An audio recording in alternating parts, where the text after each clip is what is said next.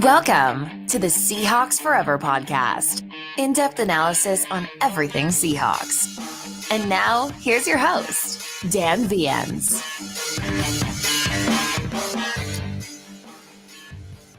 Where's the cold open today? A little bit different format on today's show because this is a different show.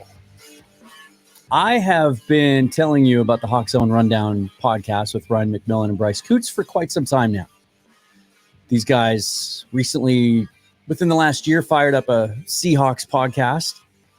Passionate, knowledgeable sports fans. They reached out to me many months ago asking for some advice and if I'd come on the show. And since then, we have forged a great relationship between our two shows. You've seen them on mine. I've been on theirs. And we've become friends. And I think they're doing such good content that I wanted to help get it out there. And also, this was such a fun conversation. What we're going to do today, or what we actually did a couple days ago, is construct an all-time greatest Seahawks team depth chart.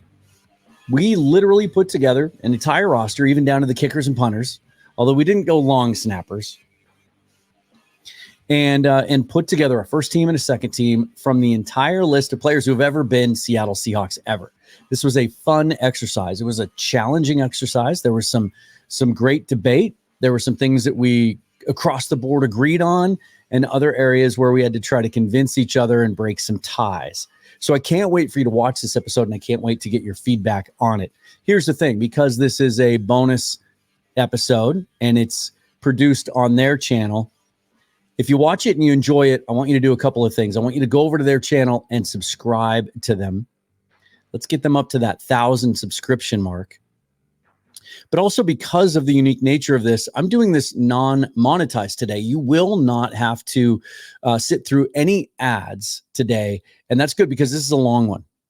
As you can imagine, a lot to talk about, a lot of great conversation and discourse. And so no ads today, but if you do want to support me and the Seahawks Forever channel, I will put all the pertinent links down in the description, as well as a link to their channel so you can go check them out. So without further ado, let's get into this. This is Bryce, Ryan, and I on the HawksZone Rundown Podcast yesterday, putting together our all-time Seahawks team. Enjoy. Guys, welcome back to the show. With us on the show to help us put together this all-time squad. Back on the show, Dan Viens. He's the host from Seahawks Forever podcast. Dan, we really appreciate you coming on and excited to have you on, especially to do this episode tonight. Yeah, I'm looking forward to this. This was fun to dive into. It's been a walk down memory lane for me, for sure. And there's some challenges in figuring out this team and what to give more weight to. Sort of like some of these guys were on the team for over a decade, and then other ones had a sort of, they were more like shooting stars. They burned kind of hot for a couple of years and then faded away. So it'll be interesting to see how the old guys' perspective differs from you younger dudes, and how recency bias and some of that stuff kind of comes into play. This is gonna be cool.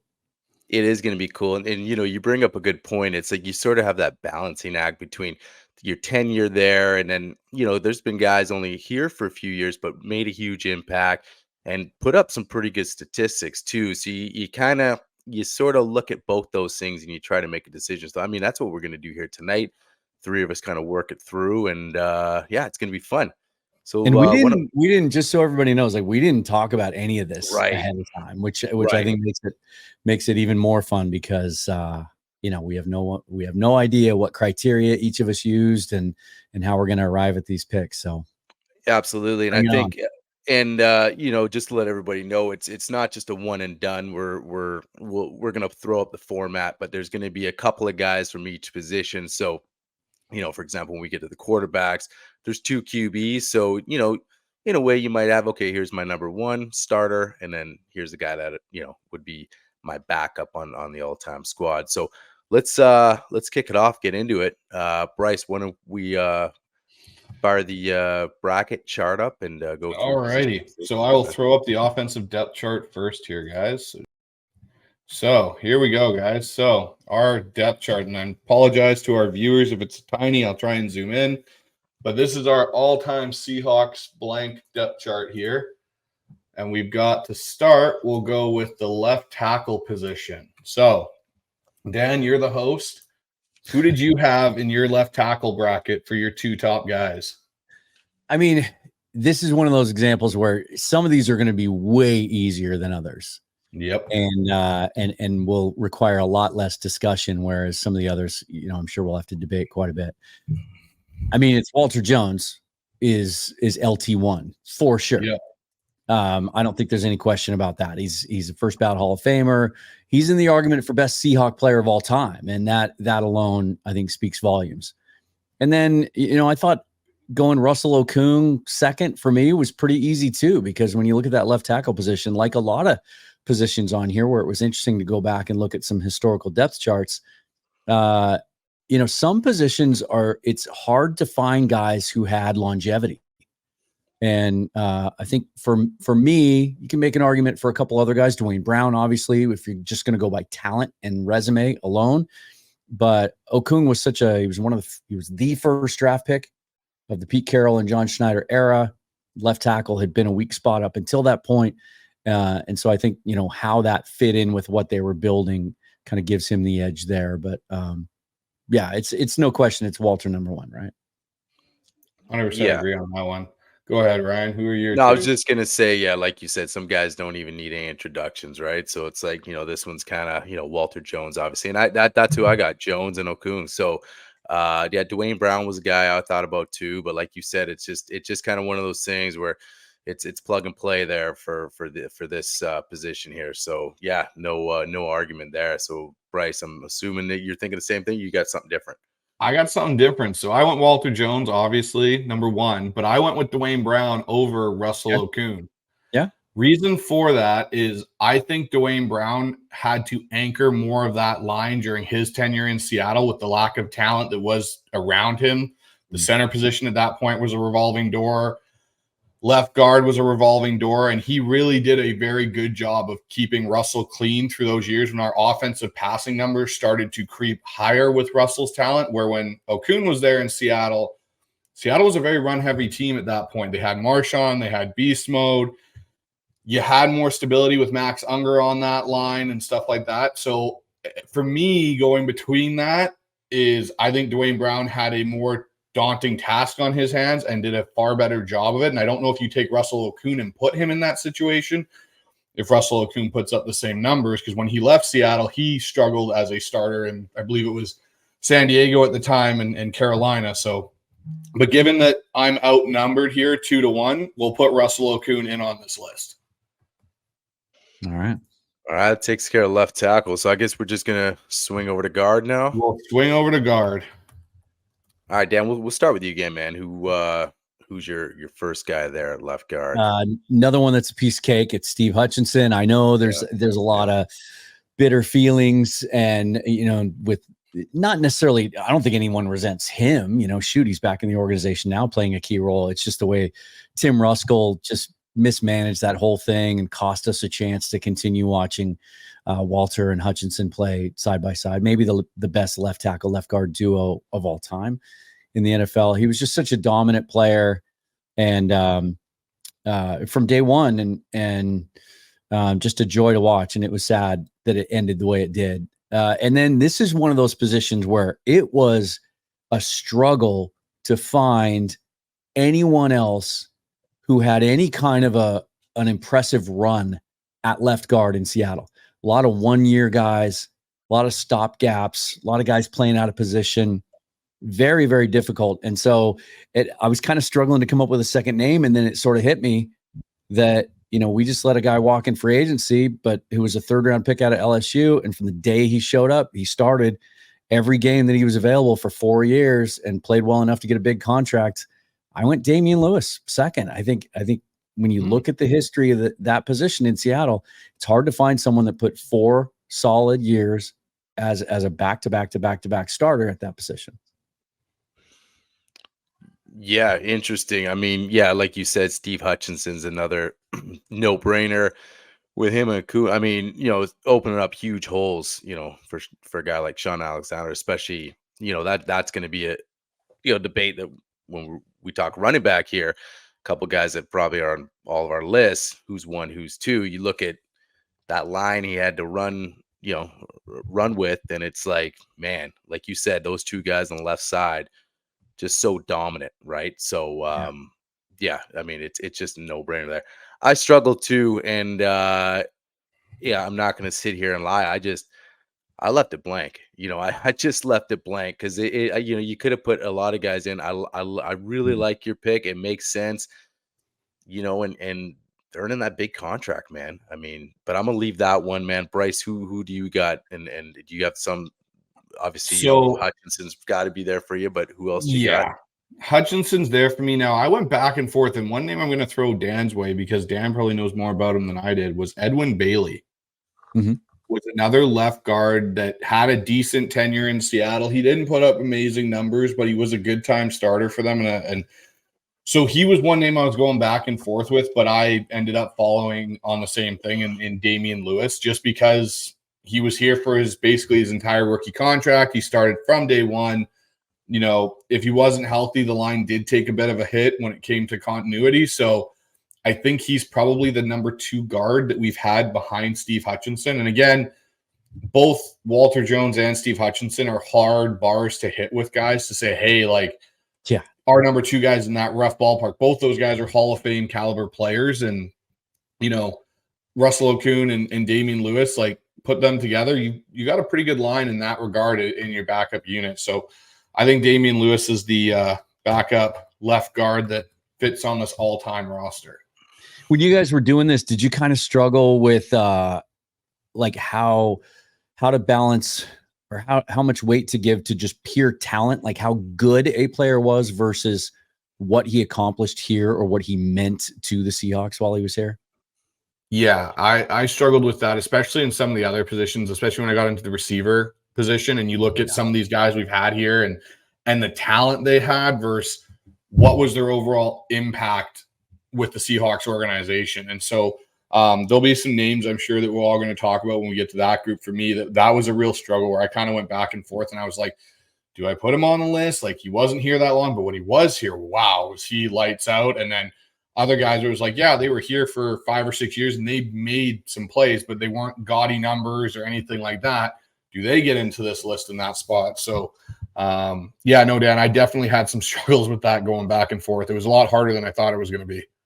Especially when you start going back because, 80s, late 70s, 80s, even into the 90s, it's pretty easy at each one of these positions to find guys who were 10, 11, 12-year Seahawks. Yeah, and you just don't see that anymore. And so, you have to kind of weigh that. Yeah, and I say same for me too. It's kind of like we just spoke on that earlier too, because you look at the total games played, guy did 10, 11 years, but then, you can look at a guy and maybe he only played, 4 or 5 seasons, but, he was just super dominant, right? So you kind of, for me, a lot of times it's like, okay, well, what was his impact? What was his overall impact with this team, even though maybe he was only here for a short time. So it's just that balancing act, right? But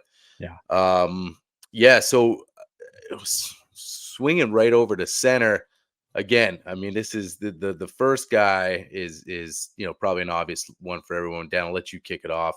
Is it though? This is one where I struggled here.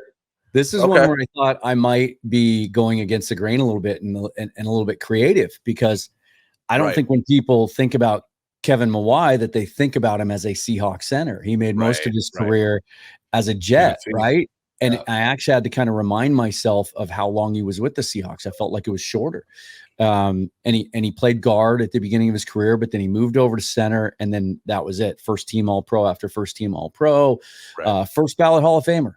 Guy was a first ballot Hall of Famer, and he played 6 seasons in Seattle. And so you think about who was the best center the Seahawks ever had. I don't think there's any question that a first ballot Hall of Famer is that guy who was drafted by the Seahawks. They just couldn't keep him. So for me, I agree. Kevin Mawai was one of my centers here. The other center I had was Robbie Toback. Yeah. And Robbie Toback, the reason I put him in there, again, he was part of probably the greatest Seahawks offensive line there from that era of probably 2004 to 2006 era that they had there with Hutch and Walter Jones and Chris Gray and Sean Locklear and all those guys. Robbie centered that group. And I remember watching, it was a Seahawks special they put out down. I don't know if you watched it, where they had the group, the five of them at a restaurant. They were all talking about that day and stuff. And you could see how Robbie kind of held that group together. Even though Walter Jones was the all-pro and so was Steve Hutchinson, how Robbie really brought that group together. And I think his ability to work with Hasselbeck and guiding that offense, especially in Holmgren, like, for me, I think those two are the two best centers in Seahawk history. And I know the other name people are going to think about is Max Unger, and he was our Super Bowl winning center. But I think those two truly were linchpins in their respective eras of Seattle football. That if they hadn't have been there, I don't know if those offensive lines had the success that they did have. Yeah, he was so unsung on that line. He and Chris Gray, and even Sean Locklear, like those guys were just kind of the blue collar dudes, while Hutchinson and Jones got all the accolades. But I went Unger second just because, 6 seasons. He was a first team All-Pro once, made a couple Pro Bowls. But I put Robbie Tobeck and Blair Bush like slash. Like, people forget about Bush too and how good he was in those early days, especially when Chuck Knox arrived and how he kind of helped establish that ground Chuck identity.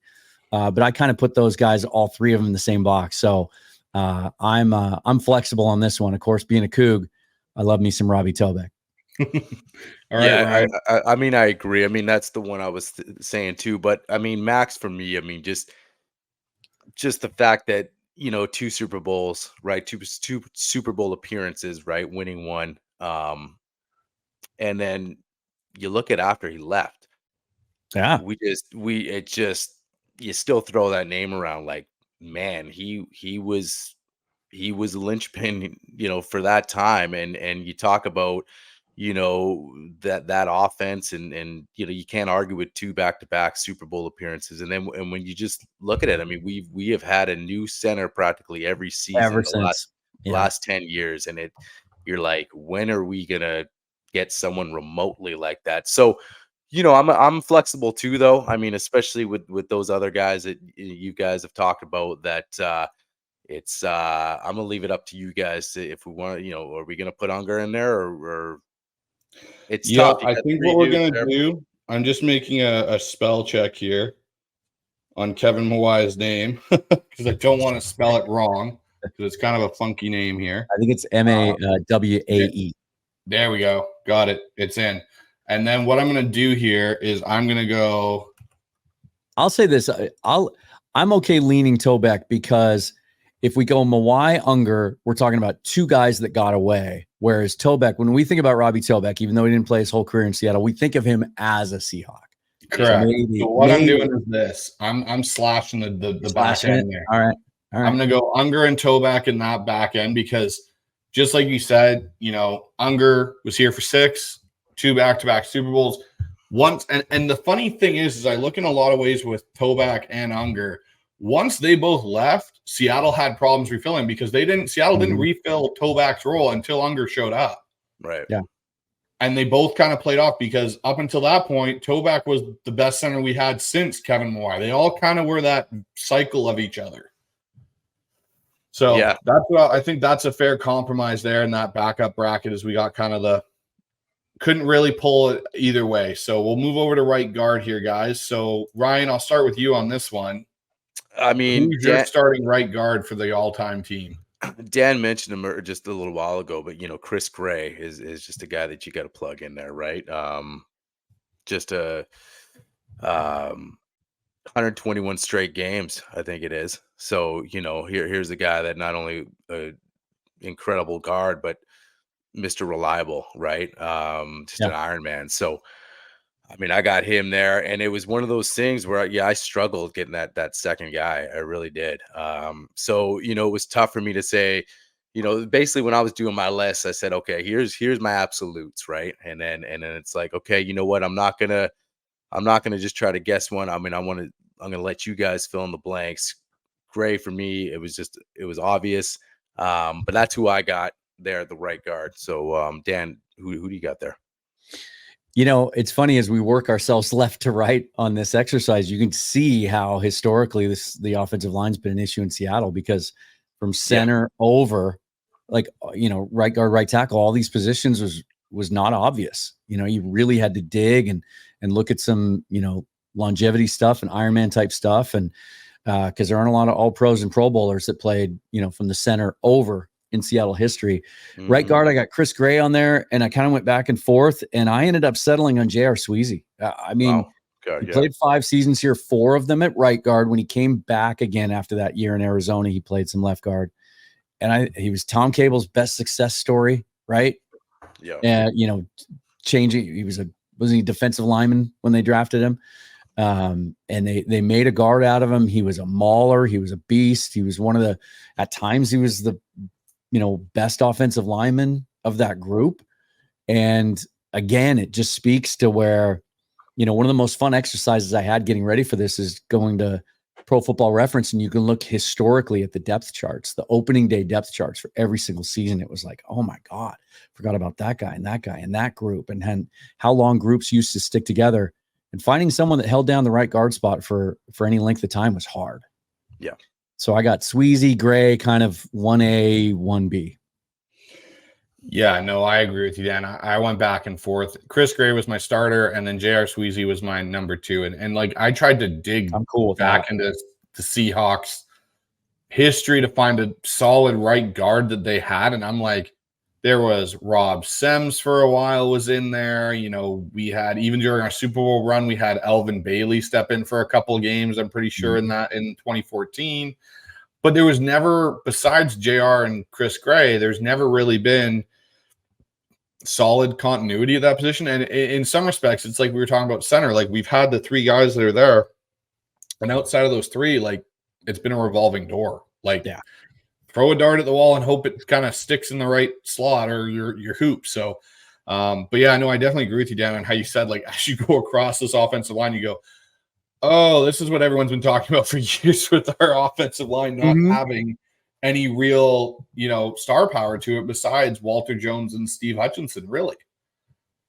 I think after, Ryan made a good case. I'd go Gray because of the consecutive starts and just being available every day, and the fact, he was part of that group that took us to our first Super Bowl. Agreed. Yeah. All right. So now we're on to the right tackle position. Now I had to dig for this one. Yeah, this is one of the harder ones. One of the harder ones, man. I was like, is it Abe Lucas? Like, I almost right. All right. So you know what, Dan, we'll start with you. Who are your 2 right tackles? I got to consult my notes on this because I really had to look at some things. So Steve August was my number 1 guy. So an original second year, original Seahawk, played 6 seasons, 90 starts. I think it's the most starts for any right tackle in Seahawks history. He was a 14th pick in the draft, and he was a guy that back then, and it was crazy to walk down this memory lane again and put it into context with what we see now when teams try to trade up in the draft. It's insane. The Seahawks had the 2nd pick in the draft that year, right? Their first year in the league. And they traded that to the Dallas Cowboys, who then took Tony Dorsett for 14, 30, 41, and 54. That's crazy. I didn't even, I should go to the trade chart and see like how much of an overpay that was on Dallas's part. But, and then I think because of that, because Dorsett went on to be one of the all-time greats, I think this was largely viewed as a miss. None of the other guys that the Seahawks drafted with those picks became anything of consequence. But the fact that Steve August held down right tackle, I think it took him a year, if I recall. I don't think it was from day one as a rookie. But he started at that spot for 6 seasons. And during that time when they were going from an expansion team to being competitive. And I think it's hard to find someone else that has that track record. And then my second guy had to get a little creative. I went Howard Ballard. You remember Howard House Ballard? Okay. Because that does ring a bell. Yeah, he played 5 straight seasons, 94 to 98, 74 out of 74 games started. So he was reliable. He was an all-pro, 2-time Pro Bowler when we got him, and he was one of those rare free agency signings, big name free agency signings that the Seahawks made that actually paid off back then. So I kind of went with these guys. There really isn't anybody in Seahawks history at right tackle that has a massive ceiling. So I kind of went with the two guys that sort of held down the spot the longest and were the most reliable. But I'm interested to see what names you guys come up with. It'll be interesting. Okay, Ryan, you go. Yeah, I mean, I got Sean Locklear on there. It was hard not to go Locklear. Yeah, I mean, just part of that beast of a line and their first Super Bowl appearance, and wasn't what was he there? Six seasons, I think. Right? Am I correct? So, but like you said, it's tough, and as far as going further back in the inaugural season, it's basically looking at statistics. So the funny thing is that I was like, okay, you know what? If I'm going to put a team together, and some of it maybe is potential, and I just slotted Abe's name in there and said, you know what? If this guy can stick around and be healthy for another 8-9 seasons, I just love his season. So I threw him in there. I'm not saying, just to mix it up, because I said, I can look at these guys from way back, but because it was a tough position, and Sean Locklear was a pick that I was comfortable with, and so that's where I went with that. Hey, I think if Abe doesn't get hurt, we're probably all agreeing that he's one of these two spots, right? Just based on talent alone. Yeah. Yeah, and that's how I look at it. It's kind of one of those things when you're putting one of these teams together too. You're like, hey, you can look at it like, okay, just based on stats and this, but you can also say, we talked about impact, but then, if I have this team, if everyone's in their prime and these are my guys and I could put them on the field, yeah. And like you said, if he's healthy and, and then you project, okay, if he plays X amount of years, even if it's 6 or 7, hey, this guy could be a really, really good player. So that's why I had him there. And it was like you said, it was tough looking at this spot here. If your criteria is to build a competitive team for today, then August isn't the pick, because he played right tackle for 6 seasons in Seattle at 270 pounds. Yeah, I mean, that's the thing. Well, I mean, I guess you can look at it two ways, because yeah, absolutely, the game's changed so much. So you kind of, it's like you can't compare. It's like when guys try to compare different guys and from different eras, it's always tough, because the game is so different now, that you just appreciate those guys in that era. And then you could say, if that guy played now, he would probably have enough talent where he could either adapt in his weight or whatever. So I always look at it, what if that guy back then played now, a good player is a good player, or a great player is a great player. So all right, so Bryce, what do you got? So I had 4 names in this category, guys, and I was going back and forth. So 2 of them were the 2 that Dan mentioned, which were Steve August and Ballard. Or sorry, is it Ballard? Yes, it was Ballard. Howard House Ballard, 6'6", 325. So those are 2 names I had. Sean Locklear was the other one. The third name in that grouping, which I think he gets lost because he wasn't here very long, but he was a good right tackle, is Breno Giacomini. And Breno was here. He helped with that off. He really was the attitude of that Seahawk offensive line there for that period of time that he was here. You got to think, he was literally a practice squad steal by John Schneider that somehow turned into a starting right tackle. But honestly, for me, it came down to Locklear and August were my 2 guys. I had August as the starter and Locklear as the backup. I'm cool with that. Yeah, so no, I'm cool with that too, man. So like I said, who do you guys got first? If we're starting, I have Steve August starting over Sean Locklear. Okay. Yeah, I think historically, I think you go August. He was an important player, and he played for a long time at a pretty high level. And then Locklear, is that what you're doing? August and Locklear? Sean's number 2. So just so our listeners know, this is I hope when we do this show 10 years from now again, I really hope these the center, right guard, right tackle are easier conversations. Yeah, wouldn't I that be totally nice? agree with you, Dan.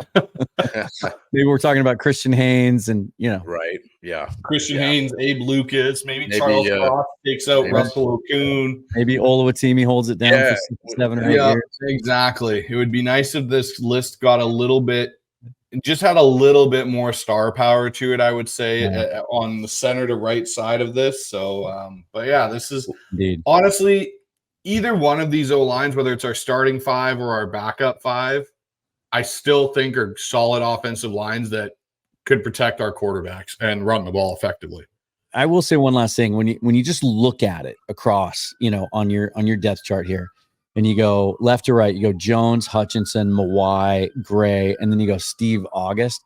You're like, man, if that's a healthy Abe Lucas that puts 3 or 4 years of work in there, now you're talking. Like that's a pretty damn competitive historical line.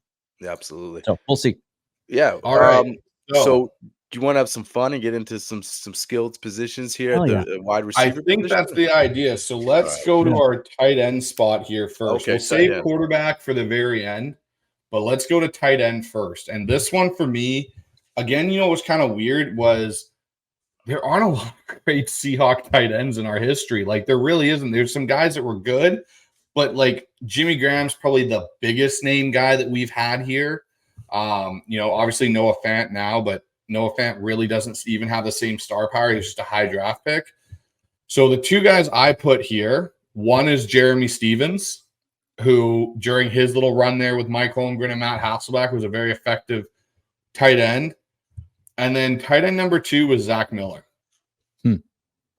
And Zach Miller, I thought, really gave Russell an easy, comfortable, blanket to throw into the middle of the field, because during Zach Miller's time here in Seattle, he was known for running down that seam and Russell hitting him 15, 20 yards down the seam and catching the ball. And that's really, once Zach Miller left, that kind of left Seattle's offense in a lot of ways. That downfield, the middle of the field passing attack in the inside there. So those are the 2 guys I had. Miller for me was one of the first guys I thought of, and then I, kind of dug into the numbers, and it stinks that he got hurt. It was his back, wasn't it, that kind of ended his career early? It was his back and his foot. Yeah. And I'll never forget that Atlanta playoff game when, I just wish that wouldn't have been the anomaly in Russell Wilson's history of using his tight end, because there was a weakness in the way Atlanta was defending us in that game. And once we figured out that they couldn't or weren't going to cover Zach Miller, I think he had 11 catches or something like that. And again, just Wilson just kept going back to him over and over and over and over again as they came back to get themselves in a position to win that game. This one surprised me. This is one of those where what was in my head is perception did not match what the numbers were. And so for me, it made Jimmy Graham really easy at number 1, because even though he only played 3 years, and because the perception and our memory is that he never lived up to what we expected of him because he had such insane numbers in New Orleans, right? He had come to us, his previous 4 seasons in New Orleans, he had averaged 89 catches and 12 touchdowns a game. And then he comes here that first year and catches 48 balls for 2 touchdowns. And so it always seemed like sort of a misfit. He didn't fit here. They just couldn't figure out how to use him. They didn't get him in the red zone enough until that 3rd season when he had 10 touchdowns. But he was only here 3 years, and he's the all-time receiving leader in Seahawks history in catches and touchdowns and yards at the tight end position. So for me, it was kind of hard not to give him the first spot. And then I struggled too, and thought about Zach Miller. Atula Mealy played a long time here, gave him some consideration. I ended up going, this is maybe one of my old school picks, I ended up going Mike Tice. Wasn't a dynamic pass catcher, only caught 92 balls for 9 touchdowns in his 10 years, but he played 10 seasons, held that spot down, and he was a dominant blocker during that Chuck Knox era, especially. He was so dominant as a blocker, as a tight end. He went on to be an offensive line coach in the NFL for a very long time. So that was my pick, but there's 4 or 5 guys that are all kind of grouped up. Yeah. Where the numbers didn't really match the talent. I think. And you guys were chatting about John Carlson when we started this conversation before we started recording. Just another example where, you know, it seemed like he was a guy that was around for a while and was a really good player, but just didn't really put up the numbers.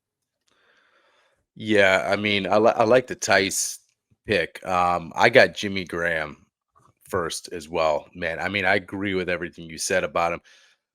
Big time name coming over here. What was the whole thing? Russ needs a big receiver. You know, Jimmy was just, you know, just a stud in New Orleans, and then he comes over and, like you said, mismanaged is a great way to describe it.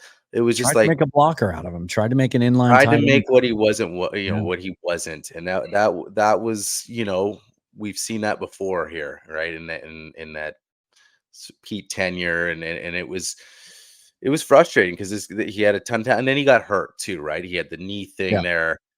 So, but you can't argue him at number one, I think. So that was my guy. And then, like Bryce said, it was kind of, Zach Miller was a guy I thought about first too. I liked Zach.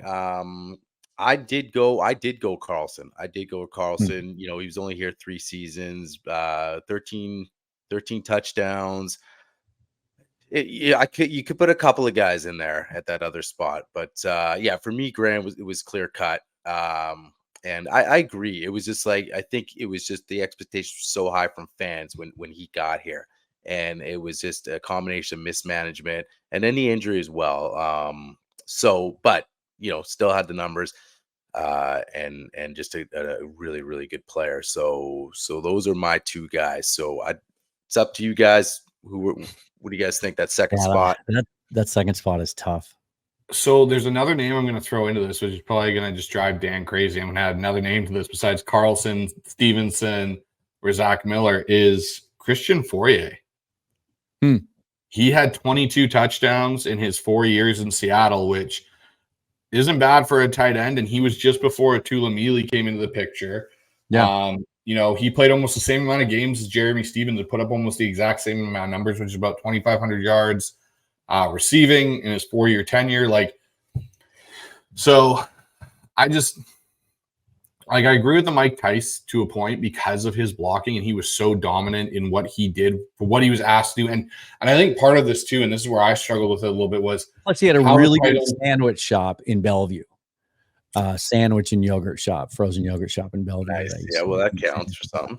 That always counts for something. It's an interesting one. You know what? I think again, another example of how there's like 4 guys basically. Yeah, that they're all kind of even there. That you can make a case for. So, okay. So here's how we'll figure this out. I'm because cool with they all had.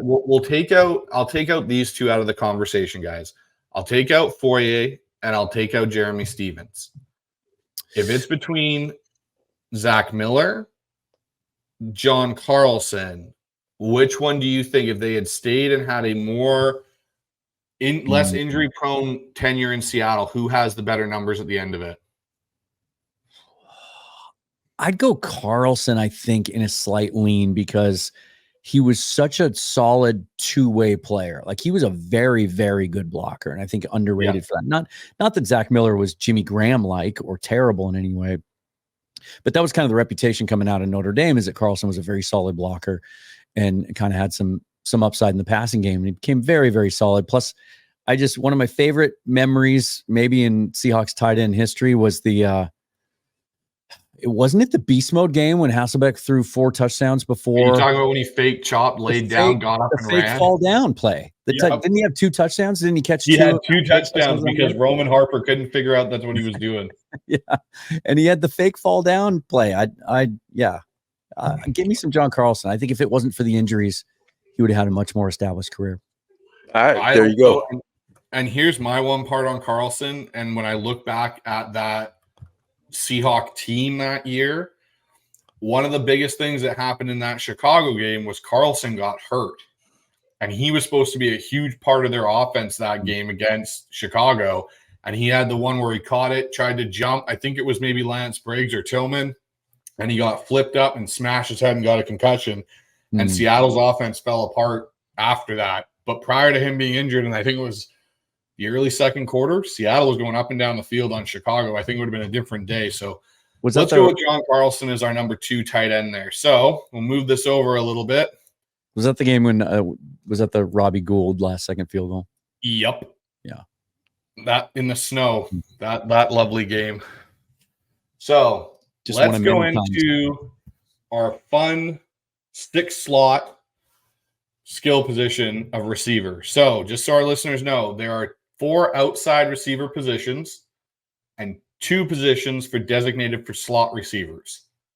So let's start on the right side here. Who was one of your 4, Dan? I mean, I'll start because, it's Largent. I mean, there's absolutely no question, right? There's a reason that he's engraved on my arm. All-time receiver, all-time leading receiver in Seahawks history. Not just that, but when he retired, he was the all-time leader in NFL history in a number of categories, including touchdowns with an even 100. Just a guy that, overplayed his talent, his physical gifts that he had, and overcame being a late draft pick and a cast off, and was just a joy to watch. Again, another guy that's in the conversation for best Seahawk of all time. And so he's got to be the number 1 guy. And would he survive as an outside receiver in today's NFL?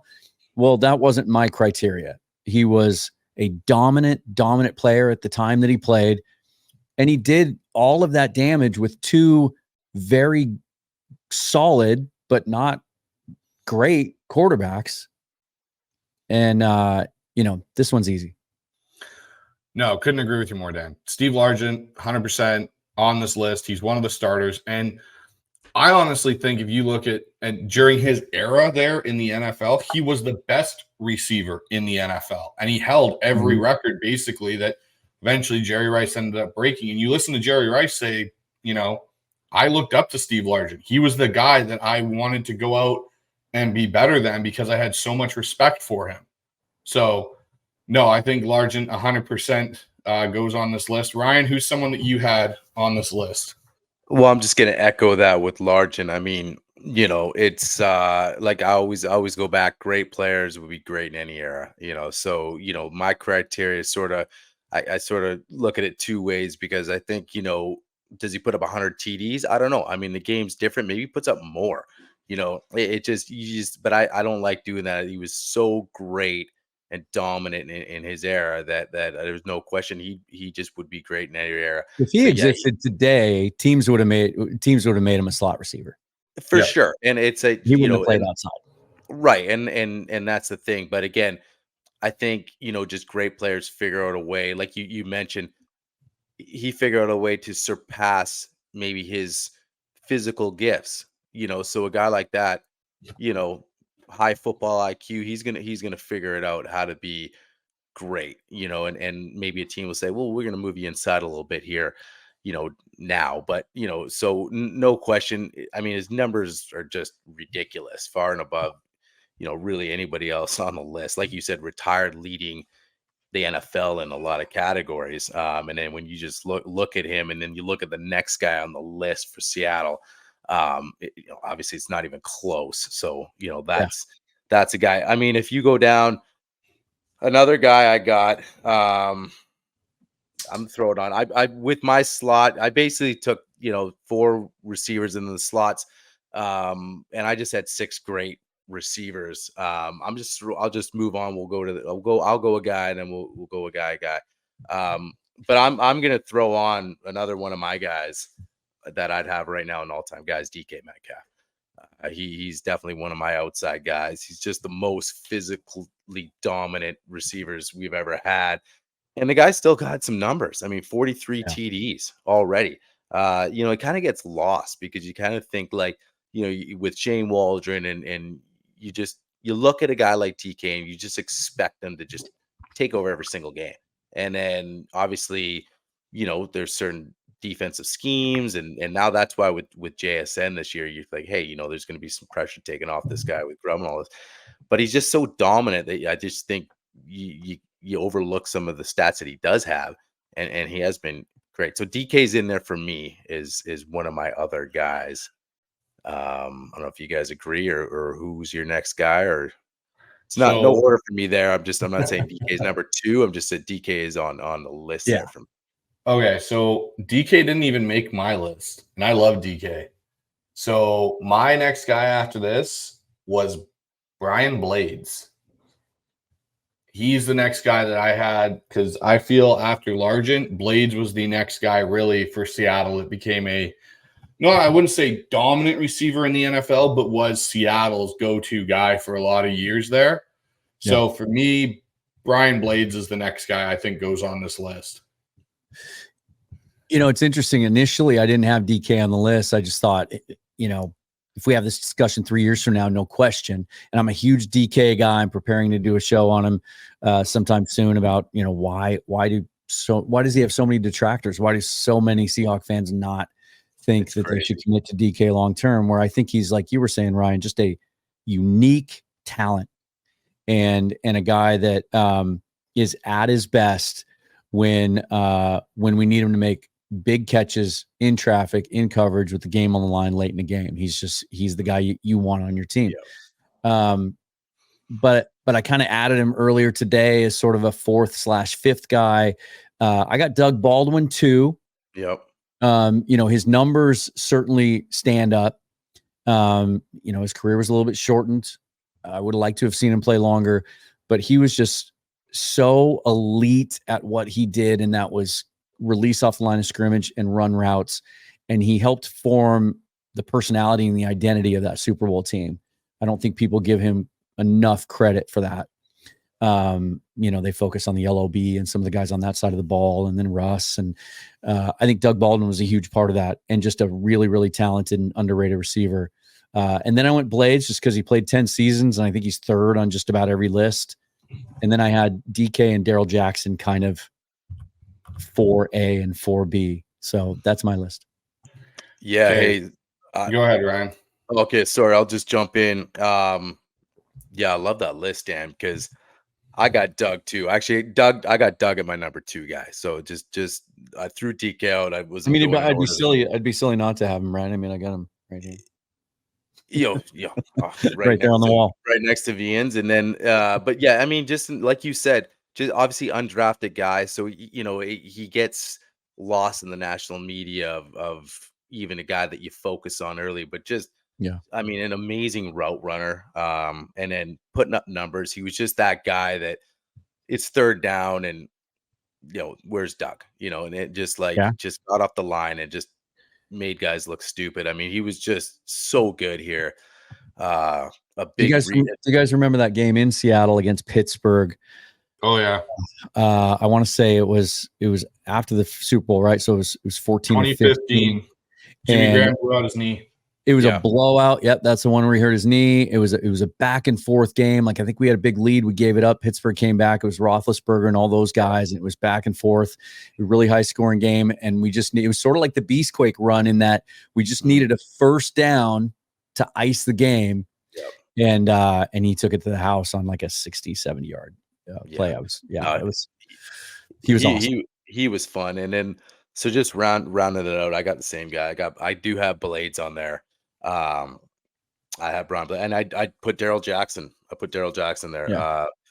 47 touchdowns. He just so those were my guys rounding it out there. Bryce. Okay, so obviously I had Largent and Blades. Those are 2. Doug Baldwin was 3 in my grouping. Like, he was, one of the guys. Joey Galloway was another guy, even though he didn't have a extremely long career here in Seattle. Yeah, that was when we got Joey Galloway. He was so impactful on that deep ball, like unreal. You want to talk about, I know DK's physically a freak, but the speed Joey Galloway came into the NFL was unreal. Like, you could not catch that guy when he turned on the Jets. So Joey Galloway was a guy I was humming and hawing with, but it's funny that both of you, I don't know, maybe I missed Dan saying it, he might have, but for the slot receiver position, I had 2 guys. Right. And they were just designated slot. Doug was one because Doug made such a living. The other's Tyler Lockett. Yeah, no, I got Lockett in my slot. Okay, so those are 2 guys for me that are like bona fide. They've made their career in the slot. So I had Lockett. That's why that was so tough, because it was hard. I was trying to find like snap counts, and that position is used so differently now than it used to be. And so I did kind of use it as an advantage to move Lockett in there. So I had Lockett and Bobby Ingram as my 2 slot guys. Okay. But that's the other guy that I so for me, Dan, Bobby, but all those guys played inside and out. So you can use that extra spot to like fit another guy in here if you need to. Right. That's what I did. The reason why I didn't have DK on here, and I get what we're projecting and what he's already accomplished here, I haven't seen the big game moment from DK yet, for me at least. And I know he may have for you guys, but I think of Doug Baldwin's one-handed catch in Minnesota, where he caught it in that freezing game, and he goes up and he basically does the Air Jordan logo. And I think of, some of Tyler's games that he's done and moments that Tyler's even had. Same game, catches the ball from Russ where he fumbles it and scoots us all the way down to the 2-yard line. So for me, I love DK, but I want to see that DK Metcalf moment where it's just one game and DK has that moment in that game for me to truly cement him as an all-time guy. So Bobby Ingram was another guy that I had for me. So my 6 were Largent, Blades, Baldwin, Lockett, Bobby Ingram, and then Joey Galloway was my other one. Yeah, I mean, the only thing Galloway was a baller, but I mean, when you look at DK, you 2 years with, coming off, you're losing your franchise quarterback, obviously they made the playoffs 9-8. He has a big catch against San Francisco before the half in that playoff game. I just think that you went off against Dallas. It's for me, you're coming off just kind of the tail end of Russ. It hasn't been like the perfect situation, where when Doug played, it's like, obviously the team was, Super Bowl ready. Obviously Tyler, long tenure. I just think you got to look past. I mean, you're talking about speed.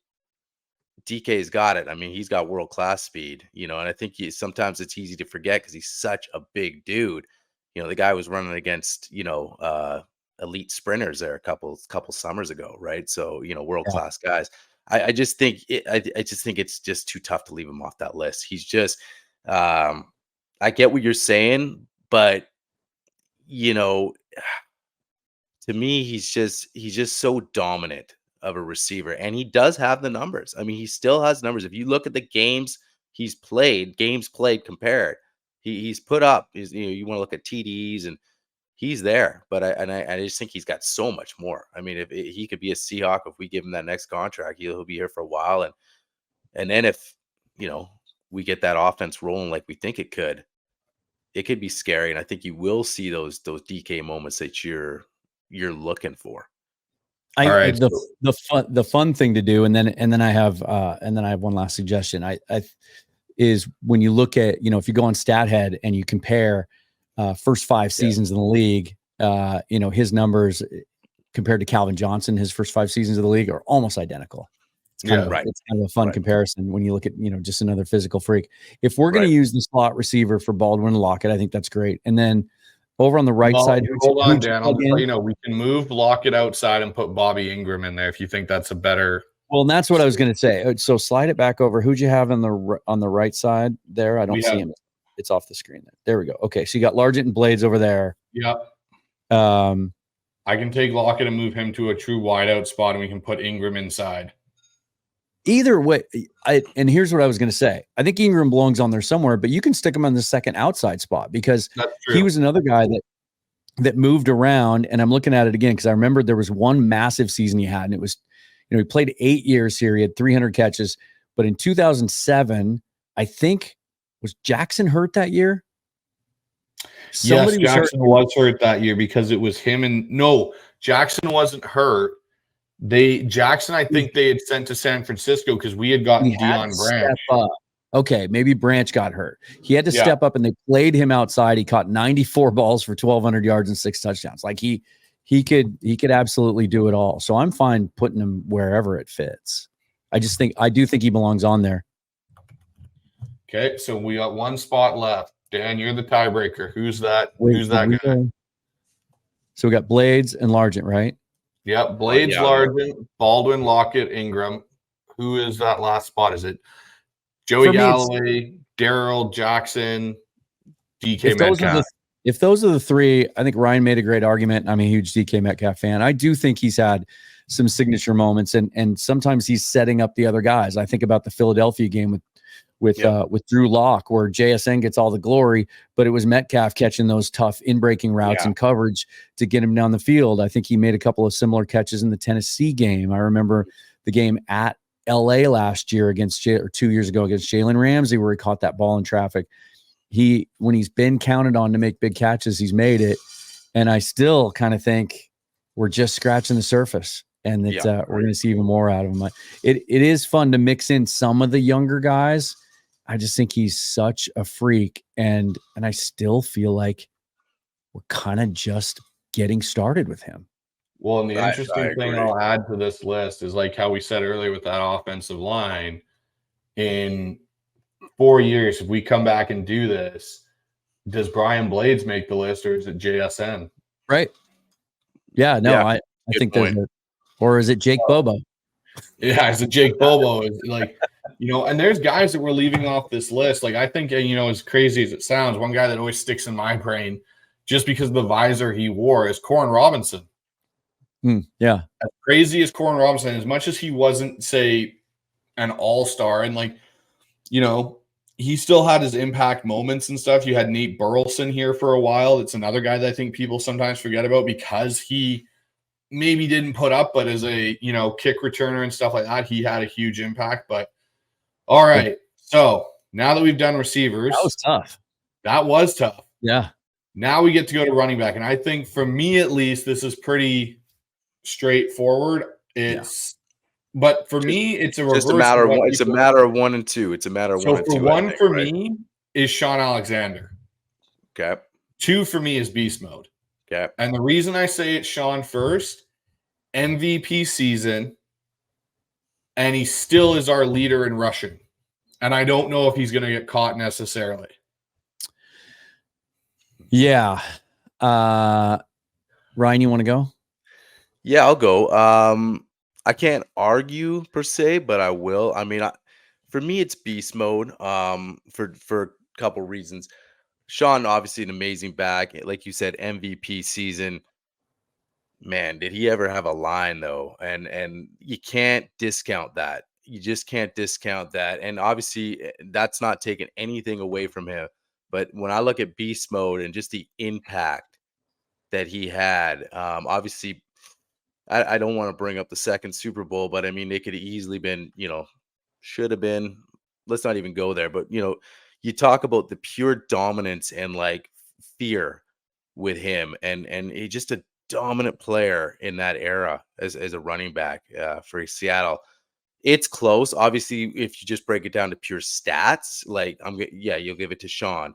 Yeah. But so that's kind of where that balance came into play. Obviously, he had some injuries later, but I just think that he was just so feared and just such a dominant player. You can look at guys and you could say this guy's the greatest player and this guy was the most dominant, and that's where I put beast mode when he played in his era, was just one of the most dominant, and especially at his position. So I do have beast 1 and then Sean 2. So I guess if I'm breaking the tie, I mean, I went, and it's close. Sean Alexander's a franchise all-time leading rusher and our only MVP. But to me, Lynch changed the entire culture and identity of this team, and he was there before the LOB showed up. Like that trade was made before Russell Wilson was on the scene and before Richard Sherman was here. And yet, I remember his debut was on the road against Chicago.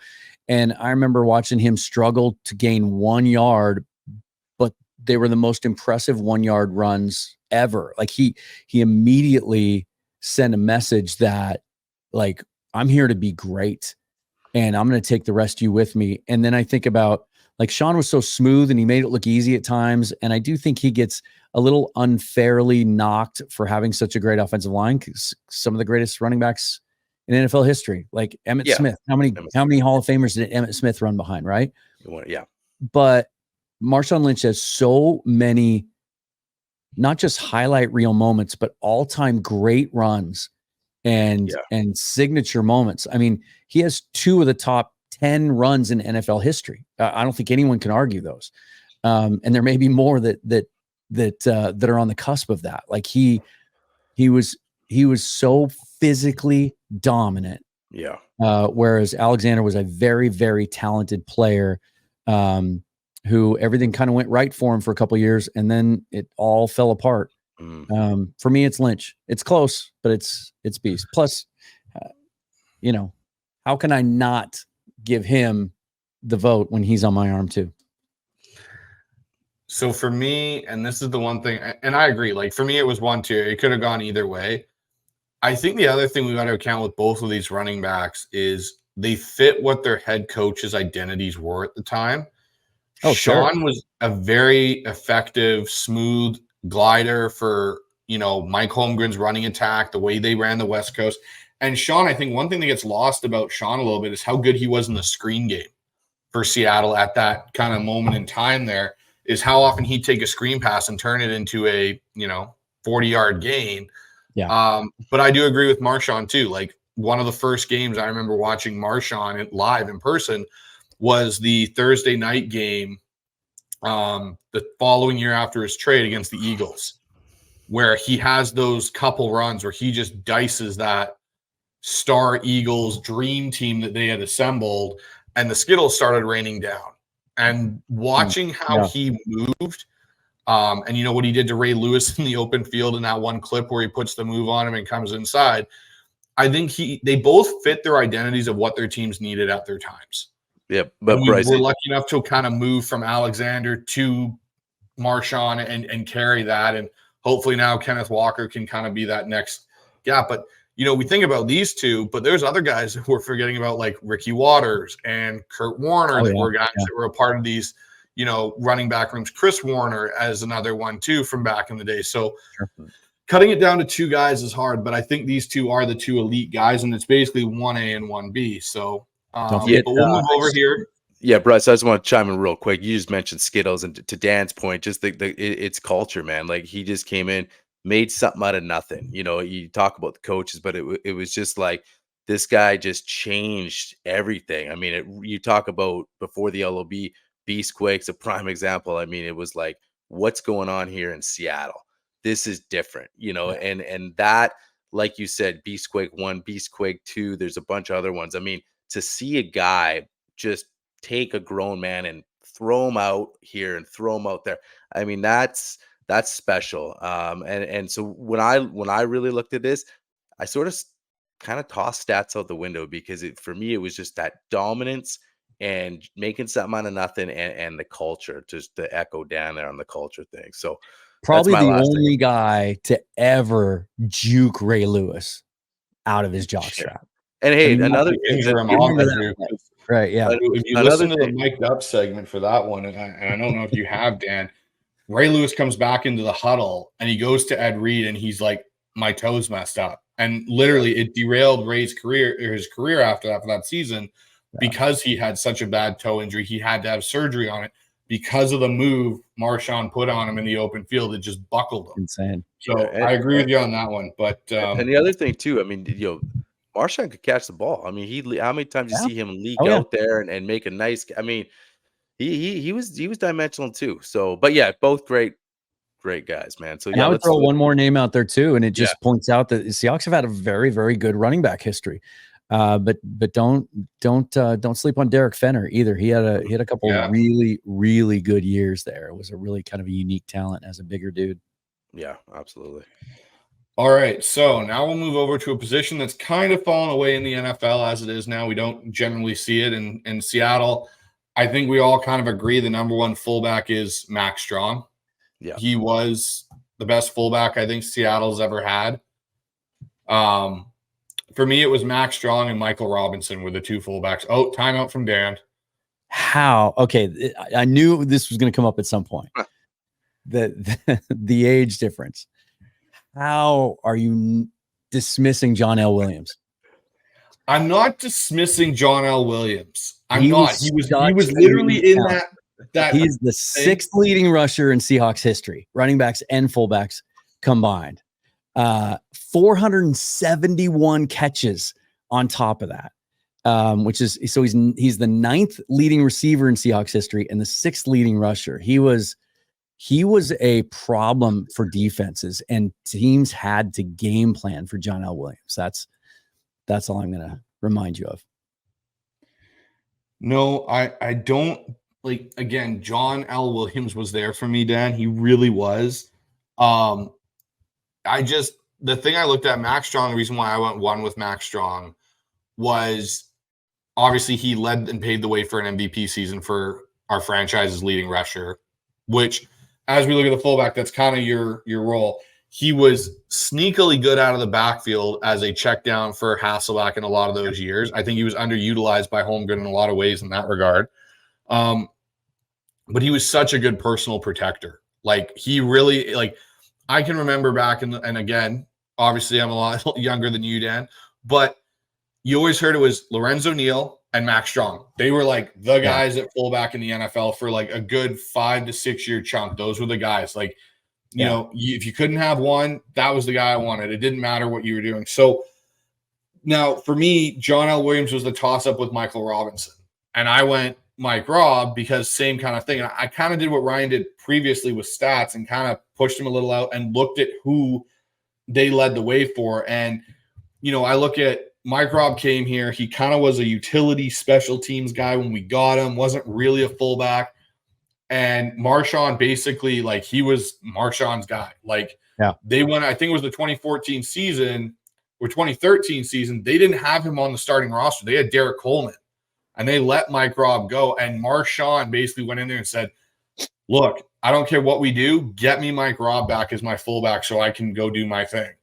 Yeah. So that's for my categories. I would put more of a Mike Robb / John L. Williams as the number 2. And I think Max Strong would be number 1. But I'll let you guys decide how that shapes up. Man, that's a tough one for me. Yeah, because, you know, I've watched the other two guys, and man, I mean, that's who I had Max and Mike Robb on my list, but I can't argue with it either. Man, that's tough. So I mean, that was my list, but yeah. And I had Bryce's Max point, second. I mean, you're 14 seasons, you know, and right. Just a workhorse. And when it was 3rd and long, you had to run a draw play to somebody, right? And that was Max Holmgren. Mike Holmgren was here. And then Mike Robb was outstanding too. It's you know, for a dying position, the Seahawks have been pretty well represented at fullback. Sure. No disrespect to Nick Bellore, but or any of the other guys we've thrown in there. Yeah. So, anyways, Bryce, write it up, man. I mean, okay, this is what I'll do. We'll compromise here. We'll go strong, and then you know what? We'll go. Oop, I forgot an L there. My apologies. Okay, I like it. That way we go. Mike Robb doesn't make the cut. Yeah, here's an interesting fact. He gets some honorable. Yeah, I'm going to see what Dan thinks in this. But in Max Strong stats, and I don't know if you looked at him, Dan, so you might be able to answer this. What does he have more of, rushing yards or receiving yards? He has 909 yards rushing. I don't have receiving yards in my notes. 909 career rushing yards and 5 touchdowns, but he has 218 catches for 10 touchdowns. So he scored more receiving touchdowns than rushing touchdowns, which would be a great trivia question. That'd be a great trivia question to stump somebody with on Max Strong's career. So Max Strong, like you said, he had more rushing attempts. He had 230 rushing attempts for 909 yards, 5 touchdowns. He had 218 catches for almost 1,500 yards. That's crazy. Impressive. That's what I mean by he was so underrated for what he could do out of the backfield as a receiver, and it's just not that well thought of. So, all right, so we've got our fullbacks. Okay, so here we go. Most crucial position, quarterback. And for me, and I might get flack from this in the comments. Oh, Russell was not my starting quarterback. okay. Matt Hasselbeck was. Okay. And Russell was my number 2. Okay. And the reason I did that was because I think for Matt, given a couple of things, I think Matt went through a more strugglesome time getting to learn how to be around Mike Holmgren and work with Mike Holmgren. And he didn't come in with the greatest pedigree. Like when Russell came out of college, if Russell had been 6'2", Russell would have been a top first round pick. They said that. John Schneider has said that. They said the biggest thing for Russell was 5'11". And I look in some respects at the years that, we talk about bad offensive lines that Russell had to play behind. At least Russell could use his legs to escape. Matt was never known for his, and me and Dan talked about it in one of Dan's shows. Yeah. Matt could move, but he wasn't Russell Wilson escapability. He wasn't a magician back there. And some of those O-lines, as we kind of went through that exercise a little bit earlier, Matt didn't have some, but Matt played through so many injuries, and he played with a mediocre, sometimes at best, receiving core where we're talking like Bobby Ingram's the best receiver he had. Well, Bobby Ingram to the rest of the NFL at that time was kind of a middle-of-the-pack receiver. So I think Matt, with what he was able to do for that 10-year period in Seattle and kind of made Seattle relevant with Mike Holmgren, I think, really needs to be considered that he could be the better of the two options. Now, Russell obviously won our Super Bowl, he went back-to-back and all that, but I think more of that particular, and how I broke it out was that clip of Russell's career, I give more tribute to Marshawn and the LOB defense because after they all kind of left, Russell never really got us back to that peak. I look at what Matt did with really no great defense ever and carried us to a Super Bowl with Sean and kind of kept us in that conversation for a couple of years there. Like I remember even 2006, John Madden talking about how Seattle's still the team that could go to the Super Bowl and so on and so forth. So I just have them flipped, and what most people everyone's going to probably want to put Russell in number 1, but I went with Matt. Dan? So I know your affinity for Matt Hasselbeck. You know mine. We've talked about him a lot, going back over as long as you and I have known each other. But for me, this was a slam dunk, no brainer.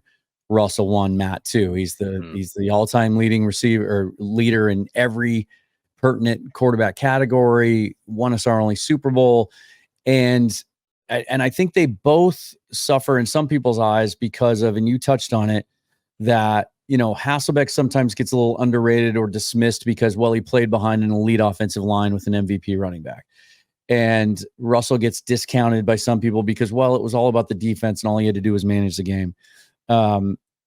Disagree. And I think Wilson kind of changed the game in some aspects too. He was at the forefront of that revolution for a few years there of the read option type offense and incorporating the threat to run into the offense. And then I look at this, and this, I guess, if it was close for me, this would put it over the top. I think about their 2 Super Bowl appearances. Well, Russ's second one, which he played pretty well.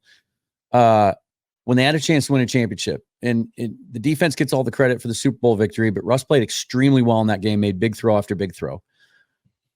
When Matt, with that dominant offensive line and Sean Alexander, had a chance to win a championship in 2005, and they're marching in the second half, and he throws a horrible pick. Yeah. Everybody forgets about that because it came one play after the bad Locklear holding call that negated the Jeremy Stevens catch at the 2, right? Yeah. So then they come back and people forget, that they blame it on the refs and the game was over, whatever. We still had a chance to take the lead there, and then it changes the game. Pittsburgh's not able to run the trick play. We probably win a championship, and Matt throws an absolutely terrible pick. And not that I'm just breaking it down to one play. I think Wilson's the guy across the board. And then I think it's no question that Hasselbeck's 2 for me. Yeah, I agree. Russ is my number 1 guy. I mean, just like you said, leader in a lot of categories, touchdowns, yards. But yeah, for me, like you said, led the way. Small quarterback thing, man. I mean, look how many guys were. Look how many the stigma kind of went away with some of the short QBs that then were entering into the league. You talk about a guy that I know what Bryce is saying. Like you come in and in a way, it's like here's a silver platter. You got the LOB and you got Marshawn Lynch. Don't screw it up. But at the same time, you still had to perform. Like you don't just get to a Super Bowl. You still got to make the plays. And I'm not putting him in the same breath as Tom Brady, but same thing could be said about Tom early on for his first couple Super Bowls. He had a dominant team and a great defense and stuff like that. But so for me, to your point where he never really got back, man, it's tough to get back. I think there was a lot of factors in that. I mean, our run game was just never the same. Again, it was sort of like the same thing when we lost Max Unger. I mean, we were trying to plug and play so many backs, and it just really, Eddie Lacy. I mean, you talk about guys that it was like, what are we doing, right? So Yeah. I just think that he was a really good QB here, and back-to-back Super Bowls, and just a leader in all the categories, and that's tough to argue. And he just talk about Russ magic. It was like how many times in the fourth quarter were you like it was a one-score game or whatever, and here comes Russ, and you just felt so confident that he was going to just take us down and win a game every time. And just in the latter, in the very later end of his Seahawks career, that was a little different. But for those years, it was just like fourth quarter Russell Wilson. It was like that he was that guy. He was that fourth quarter dude. And for me, there was a lot to be said about that. And of course, Matt Hasselbeck, amazing. Great player. So it's 1-2 for me there. And I'll just say this too. As much as I love me some Matt Hasselbeck, Dave Craig wasn't that far behind. I thought pretty long and hard about, and you can make a case statistically for Craig being number 2. It's close. It's closer than people think. So I didn't just want to go him. I didn't want him to go unmentioned.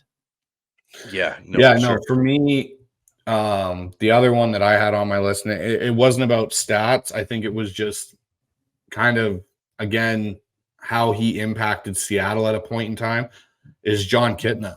And when he showed up in Seattle there and, was able to run Mike Holmgren's system before Matt got there and all that kind of stuff. Like I remember watching Kitna play, and Kitna wasn't anything special, but he was able to at least guide those teams to the playoffs. Like I remember in the Kingdom versus Dan Marino and the Dolphins watching that game, and obviously they didn't win it, but yeah, no, like the thing for me with Russell, and this is just something as a person that coaches, trains, and works with quarterbacks on a long time, and I have the same gripe with a lot of guys. The one thing that Russell kind of lived and died by a little bit was his ability to be a magician, extend the play, and throw off script and get his receivers open. Like I remember, for example, the NFC Championship game against the 49ers. He runs back and forth for about 5 minutes, it seemed like, stops and throws it 40 yards down the field to Baldwin, who's by himself. That's stuff where when you're off script and your legs start to go, as we've seen with Russell, when that's been such a staple of your game, it's hard to then transform into a true pocket passer or a guy that is on time with things. And that's where, for me, Matt, I look at his ability to, when he even left Seattle and went to Tennessee and went to Indianapolis, he was still an effective quarterback at those times in his career. Like luck goes down and Matt Hasselbeck shows up and saves the year in some respects for the Colts. So again, 1-2, we all kind of just had it flip. Majority wins. Russell goes number 1, Matt goes number 2. And I think Dave Craig and John Kitna are 2 guys that shouldn't be forgotten about. Same with Warren Moon and even Jim Zorn. But I don't think we're going to be putting Dan McGuire on this list anytime soon there, Dan. Dan McGuire, John Freese, not in the discussion. Yeah. Okay, so guys, go for it. Go for it. Oh, shoot. Go for it. I have one kicker. I have 2 kickers in mind for this. It's a one position. It's either, in my opinion, Steven Hauschka, Hausch Money, or Josh Brown.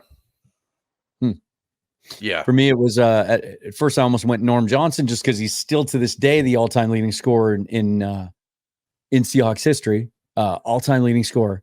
But I went Hauschka. I mean, 6 impressive years, and for me, what put it over the top is 15 out of 22 over 50 yards in his career in Seattle. That's tough to beat. Yeah, I got Hauschka as well. So that's it's a shoe-in majority on kicker. Yeah, I didn't think we'd be debating kickers for very long. Nah, we don't have to stay on that topic long. And then finally, kick returner to round things up. Bryce, who you got? Kick returner. So this one was kind of interesting for me because it came down to kind of 2 guys. I went with Leon Washington. That was who I thought made the biggest impact for Seattle was Leon when he was here for that short period of time. The other name that I kind of threw around in there a little bit was Tyler. But I ended up going with Leon Washington. Yeah, Dan. I went Leon Washington too. I mean, gave some consideration to Steve Broussard. He's actually the all-time, or he's second in yards, I think, in kickoff return history. But he didn't do anything spectacular. He was just kind of a good, solid. He just, went north-south, got as many yards as he could. But Leon was so dynamic. I was at the game in Seattle against the Chargers. They beat him 27-20. He returns the opening kickoff in the second half for a touchdown for 101 yards. He returns another kickoff for 99 yards and a score in the fourth quarter. There's a difference in the game. They beat him 27-20. It was just phenomenal. He was so dynamic. And he, at one point during his career here, got a second contract, and a pretty significant one. Yeah. At the time for a kick returner. I think it was 4 years and almost $4 million a year, which is, again, at the time for that position was pretty significant. And then they make the trade for Percy Harvin. He becomes expendable and they release him a year or two later. But for me, it was Leon. Yeah. Okay. I mean, it's across the board. I got Leon too, super dynamic. And so that's majority. I'm going to give an honorable mention to Percy, just because of that kick return he had in the Super Bowl, man. I have watched that thing 100 times. I mean, that was, to me, like, yes, the Seattle dominated that game, but to come out in the second half and just take the air out of anything that Denver had left in that balloon, was that. It was almost made up for everything he didn't do in his career. You know what I mean? Like, yeah. And I just look at it like, yeah, man, even that jet sweep to kind of start things off there in that game. But just as a kick returner standpoint, that was exciting. I mean, it just jacks you up. So, and that's just, so I'll just throw an honorable out there. And I know the funny thing about Leon Washington is I remember during his time here, I was so frustrated. I kept wanting Holmgren to use him more in the passing game. The Jets did before he came here, and just in the screen game, he was so dynamic in the open field. He was so much fun to watch. Yeah. All right. So for our listeners out there, take a look. This is what the three of us, came up as the all-time Seahawk offense. So you know what? Let's take a break. After the break, we'll come back and we'll do the all-time Seahawk defense.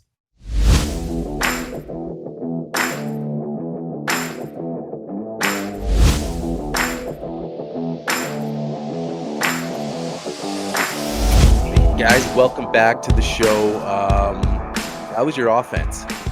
And a lot of amazing guys on that list. A lot of great discussion. Now it's time for the defense. And we were talking before we came on. This could be a little trickier. There's so many guys that had great careers at a lot of positions from a lot of different eras. So it's going to be fun to sort of break it down and try to put together the best all-time Seahawk defense we can. So Bryce and Dan, let's get into it right now. Bryce, man, you call a shot here. What position you want to kick off? You know what? Inside out or outside in? I think we go inside out. So I say let's go, because that front four there, let's go with our 4 defensive tackles we picked. So I'll start with my 4. So I went with, let me just pull up my notes here. So I went with my defensive tackles. One, I think everyone can agree on, Cortez Kennedy. I went with Brandon Mebane, Joe Nash, and John Randall. Okay. All right. And I think Cortez is the only lock from the 3 of us. Yeah. Well, Dan, and now I wonder if we're going to be getting into a little bit of positional versatility here, because on my list I have, and maybe I cheated a little bit too.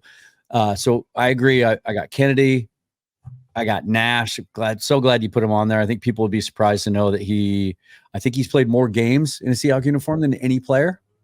Correct. 201 games in his career. He was just an Iron Man. You know, had a rule named after him in the NFL. Yeah, you can't fake injuries anymore, thanks to Joe Nash. And then that 4th spot, I went back and forth with some guys, but I ended up going Mebane too. So we agree on 3 of those 4, but I put Michael Bennett as a defensive tackle. I know he played a lot of end. Okay. I know he moved in and out, and I'm perfectly fine kicking him out to end. It's just that I've got 4 ends that I really like in their history too. So I kind of used that as a place that, you know, I know they moved him up and down the line, but when I think about Michael Bennett, I know he played a lot of 5 technique, but I consider him as an inside guy. Okay, Ryan, what do you? I'm okay with Michael Bennett going inside. I just put John Randall in there because I know we got John Randall after his Minnesota days where he was truly a force. But even on those few years in Seattle, he still was a huge presence for us in that early defensive line for Mike Holmgren. Yeah, he was. Yeah, no, absolutely. It's crazy because I'm pretty much echo everything Bryce you said. I mean, man, if we could put Michael Bennett inside though, that means I could throw another guy. How about we do this? I think we do this. I think we put Brandon Mebane as the other starter opposite. Yeah, because I got the same guys. I had the same guys as you: Nash, Kennedy, obviously, Mebane, and I did throw Randall in there. But obviously Bennett is on this team. You know, so I mean, we could put him in there. I say we do that. We accommodate. I had a much harder time Bennett inside. Yeah, because I think you guys are going to agree with me that it was a lot harder to narrow defensive ends down to 4 as it is, even without Bennett. And so by moving him inside, it kind of opened up a spot. Okay. So we've got our 4 D tackles for our all-time team, which was rather a quick exercise. So let's go with our 4 defensive ends / edge, whatever you want to call them. But Dan, let's start with you. Who are your 4 guys? So again, this is one where I'm going to lean heavily on the past, but I think the statistics still bear it, you know. And again, some of this isn't so much a statement about the talent of some of the guys we've had in the last 10 or 15 years. It's just the nature of the game that these guys all stuck around for a long, long time. And so I've got Jacob Green, Jeff Bryant as my, well, not 1 and 2, but they played together for so long. Right.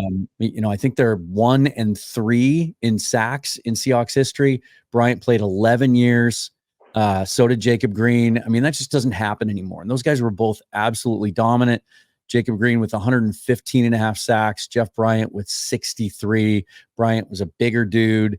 And then sandwiched in between them. So I technically the guy that I have number 2 is I think a guy that gets overlooked a lot. And that's Michael Sinclair.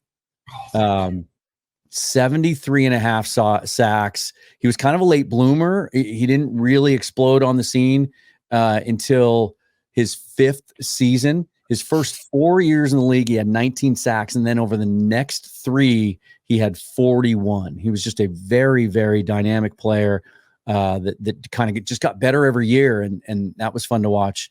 And I think he played his whole career in Seattle as well. All 3 of these guys did. And then my 4th guy, it was so tough to leave Cliff Averill off of this list, but I had to go Chris Clemens because I think in the similar vein to what we've talked about some of these other guys that came along in 2010, this was such a pivotal trade for that organization to establish that Leo position in Pete Carroll's defense. It was absolutely the perfect fit.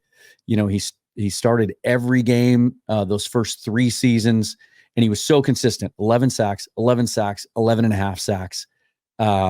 I think he was a foundational player for the beginning of the Pete Carroll era. And, you know, even though he's a rotational player, by the time they won that Super Bowl, he still contributed pretty heavily to that. It was really tough. And I hope one of you guys makes an argument for Cliff Averill being on that list too. So it's really funny, Dan, because I have exactly the same list. Bryant, Jacob Green, Michael Sinclair, but I did go with Cliff Averill over Chris Clemens. And the reason I did that, it's so close. Yeah. It's so close. And there's pros and cons for both of these guys. The thing that weighed for me was Super Bowl 49 and Cliff Averill getting the concussion. Completely derailed our pass rush against Brady. Up until that, when Cliff was in there, Cliff was wreaking havoc. Brady couldn't breathe. The minute Cliff got concussed, and I think I can't remember his name. It started with an O. I think it was Sheffield went in, and we couldn't create any pass rush. Was it Brian O. Schofield? Yeah, O. Schofield. Yeah, he went into the game, and the Patriots double team Michael Bennett. We didn't have Chris Clemens because he had left that offseason. Our entire pass rush fell apart in that game, and I still think this day, if Cliff Averill's in that game, that Super Bowl is not actually as close as it ended up being, because he was just wreaking havoc on that Patriot O-line. They couldn't block him. And then Michael Bennett was getting his one-on-one. So for me, that was why I put Cliff in over Chris. Yeah, that's a hell of an argument. I can buy that argument. I have pretty much most of the same guys, you know, Green, the 115 sacks, Bryant and Sinclair, the 73 sacks. Like you said, there was just the tenure there was long, but just dominant. And then I did throw Cliff in there as well. Just the running mate with Bennett, and just how they were dominant with each other. And great, you know, great point. Just Bryce just brought out with the concussion and just how that completely changed things. But yeah, it was close. But you know, I love Cliff's game and so he's in there number 4 there for me. Let's put Cliff in there. I was at the gym the other day and they were replaying NFL Network was replaying the playoff game against New Orleans here. I want to say it was maybe 2016. It was the one where it was the Jimmy Who game. Remember that one? That when Jimmy Graham was still a Saint. Was that 15 then? That would have been 2013. That was our Super Bowl year. Jesus, was it? That was on the Super Bowl run? That was the year we won the Super Bowl. Telling you the memory ain't what it used to be. But Bennett, and I'm just watching, you know, as I'm on the treadmill, and Bennett and Averill were so dominant in that game. Yeah. They were just blowing guys up. Their hand usage was elite. Mm-hmm. You couldn't block the two of them together. So yeah, no. Your point is a game winner, because I had forgotten that mindset. If Cliff Averill doesn't get hurt in 49, it's back to back. Yeah. I think it becomes more of a victory for us because Brady couldn't breathe. He couldn't get his short passes off because Cliff was coming off that edge so fast. And I still think that was the single, as much as everyone always talks about, you know, obviously the end of that Super Bowl being, you know, the dumb play call. Cliff Averill doesn't get hurt. I don't think that game is, I think that's a 2-score game by the end of the third quarter in Seattle's favor.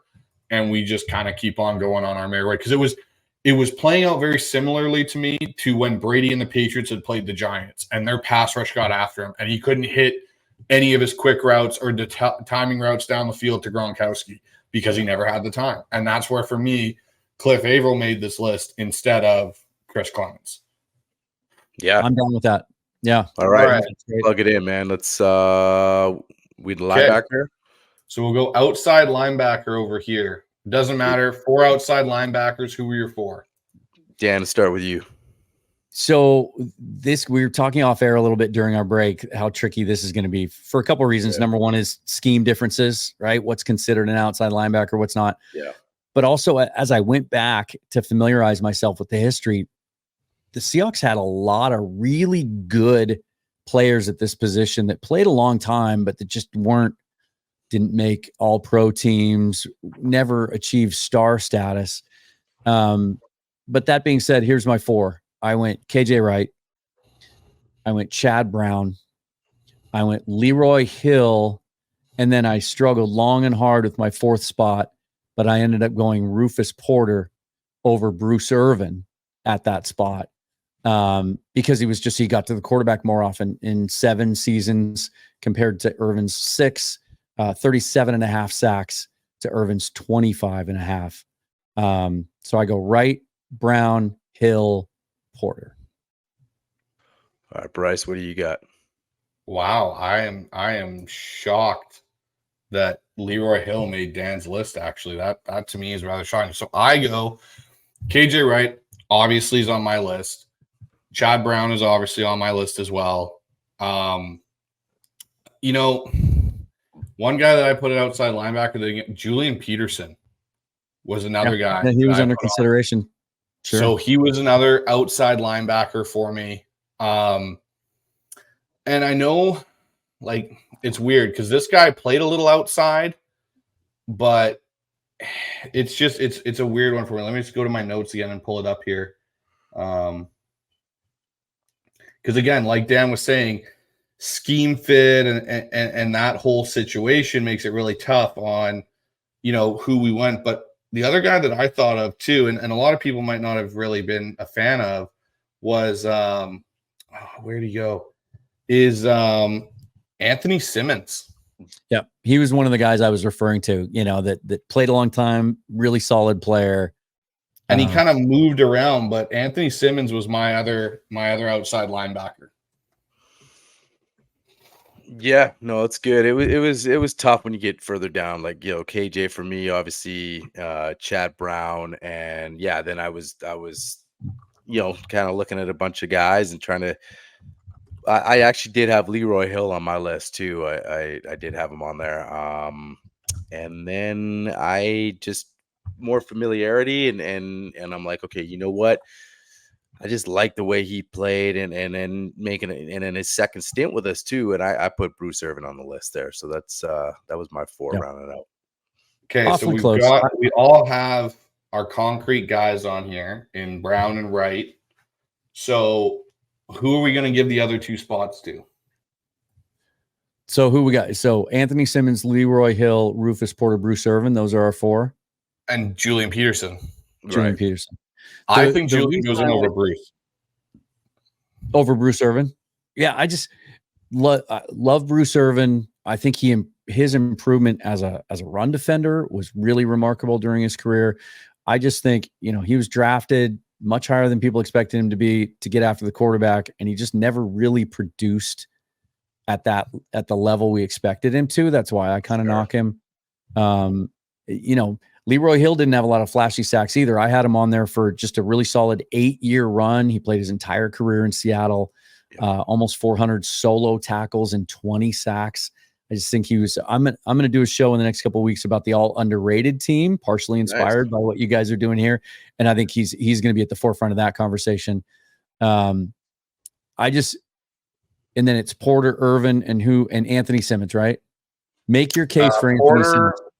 Hill, Anthony Simmons, Peterson. Make your case for Anthony Simmons. So my case for Anthony Simmons is I look at who he had to play with besides Chad Brown, but like just to throw out some middle linebackers that were in that time period for Anthony Simmons. Turnstile period. That was exactly every year we'd sign a 1-year veteran to play the middle, right? He started in the middle in 99. Okay. And was playing with Chad Brown. So Chad Brown was his running mate for years. Right. He went from inside to then Levon Kirkland showed up for a year and they kicked him outside. All 270 pounds of him. I believe Simmons got hurt in 2002, missed most of the year. And the linebacking core was Isaiah Kesavinski and Marcus Bell with Chad Brown. Simmons came back. They put Randall Godfrey in the middle. Then they put Orlando Huff in the middle for him. So I look at it going, he was such a consistent linebacker with a constant revolving door beside him. Outside of Chad Brown, who's on the other side, he played two different spots, Mac and outside, kind of like what KJ did. He kind of was KJ before KJ in some respects to what Seattle's defense was. No. So that's my argument for Anthony Simmons. And then obviously my other argument would be for Julian Peterson. What do you think, Ryan?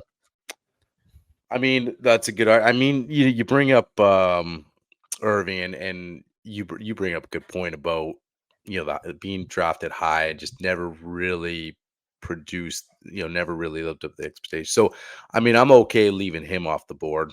If I really like him. Yeah. So for me, I mean, I'm okay if we leave him off and bring in one of the other guys. I mean, Bryce makes a good argument there. So yeah, I mean, I'm flexible here. It's tough. What's your overall take, Bryce? I feel like you've kind of given us a couple of tiebreakers, so I think you make the call on this one. Oh, geez, that's the last thing I want to do. I'm fine with Anthony Simmons. Anthony Simmons was exactly what I was talking about when we started this position about guys that were hard to leave off. Okay, let's go Anthony Simmons. And do we go Julian Peterson or Rufus Porter? God, that's a tough one. Yeah, Peterson was so dynamic when he was on the field, and he was such a big acquisition at the time. Yeah, let's go Julian.